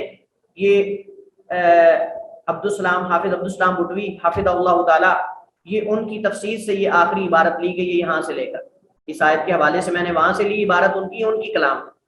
یہ آخری کلام ان کی کلام ہے جو یہاں میں نے نقل کی ہے، اور نیچے ان کا حوالہ دیا ہے تفسیر القرآن الکریم حافظ عبدالسلام بٹوی حافظ اللہ۔ ابو ہریرہ رضی اللہ تعالیٰ عنہ روایت کرتے ہیں، وہ نبی علیہ السلام سے قالا، انہوں نے کہا، نبی علیہ السلام نے فرمایا، انما جعل الامام لیؤتم بہ، امام تو اس وجہ سے بنایا جاتا تاکہ اس کی اقتداء کی جائے، وَإِذَا قَرَأَ فَأَنصِتُوا، اور جب وہ پڑھے تو تم خاموش رہو۔ اس کو ابو داؤد، نسائی، ابن ماجہ نے روایت کیا اور حدیث صحیح ہے۔ حدیث صحیح ہے لیکن اس سے مسئلہ ثابت نہیں ہوتا جو ثابت کرنا چاہتے ہیں ہمارے بھائی۔ لیکن شافعیہ نے اس کا جواب یہ دیا ہے کہ یہ عام دلائل ہیں، یعنی اس میں عام قرات سے روکا گیا ہے، فاتحہ سے تو نہیں روکا گیا۔ فاتحہ کا تو خود اللہ کے نبی حکم دے رہے ہیں، یعنی آپ امام کے پیچھے سوائے فاتحہ کے کچھ نہ پڑھو، جب حدیث میں آ گیا ہے تو اب اور کیا، آپ کیا اس کو کیسے اس سے فاتحہ کو مستثنا کر سکتے ہو؟ امام کے پیچھے فاتحہ پڑھنے کے دلائل خاص ہیں، اور یہ قاعدہ ہے اصول فقہ کا کہ تعارض کے وقت عام کو خاص پہ محمول کیا جائے گا۔ اس کی کئی صورتیں ہیں، بعض صورتوں میں عام خاص پہ مقدم ہوتا ہے، بعد میں جو ہے وہ خاص عام پہ مقدم ہوتا ہے۔ یہ اصول فقہ کے اندر آپ انشاءاللہ پڑھیں گے۔ اسی طرح امام ابو داؤد رحمہ اللہ تعالیٰ گزشتہ حدیث روایت کرنے کے بعد وَإِذَا قَرَأَ فَأَنصِتُوا کے بارے میں فرماتے ہیں لَيْسَتْ بِمَحْفُوظَةٍ، یہ جو حدیث ہے اگرچہ سند اس کی صحیح ہے لیکن یہ محفوظ نہیں، اس کی سند اگرچہ صحیح ہے لیکن وَإِذَا قَرَأَ فَأَنصِتُوا والی یہ اس میں اس کی سند محفوظ، یعنی یہ محفوظ نہیں بلکہ شاذ ہے، وَإِذَا قَرَأَ فَأَنصِتُوا والا جو الفاظ ہیں یہ محفوظ نہیں ہے۔ اور آپ جانتے ہیں جب کوئی ثقہ راوی اپنے سے زیادہ اوثق کی مخالفت کرے تو اس ثقہ راوی کی اوثق کے مقابلے میں روایت جو ہے وہ شاذ ہوتی ہے، اور ثقہ کی جو اوثق ہے اس کی روایت محفوظ ہوتی ہے۔ تو الوہم عندنا من ابی خالد کہتے ہیں، اس میں وہم ابو خالد کی طرف سے، یہ الفاظ غیر محفوظ ہیں اور ہمارے نزدیک اس میں بیان کرنے میں وہم راوی ابو خالد کی طرف سے۔ راجع دلائل کی قوت کے پیش نظر، دلائل کی قوت کے پیش نظر، قوت و ضعف کو دیکھ کر راجع موقف جو ہے امام شافعی کا مذہب راجع ہے، اور اس کے تفصیلی دلائل ہم پڑھ چکے ہیں۔ اور امام شافعی کا مسلک کیا ہے؟ امام شافعی کا مسلک یہ ہے کہ ہر طرح کی نماز میں وہ سری ہو، وہ جہری ہو، منفرد ہو یا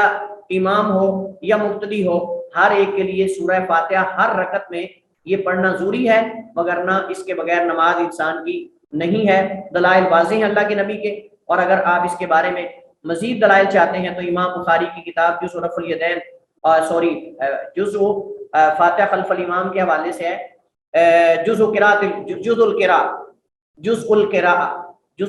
امام بخاری کی کتاب ہے، اس کے اندر امام بخاری نے رفع الیدین کی تمام احادیث کو ذکر کرنے کے بعد رفع الیدین نہ کرنے کی احادیث پر باقاعدہ جرح کی ہے، اور اس کا جواب بھی تفصیل کے ساتھ دیا ہے۔ اس کے علاوہ اور بھی کتابیں اردو میں بھی موجود ہیں۔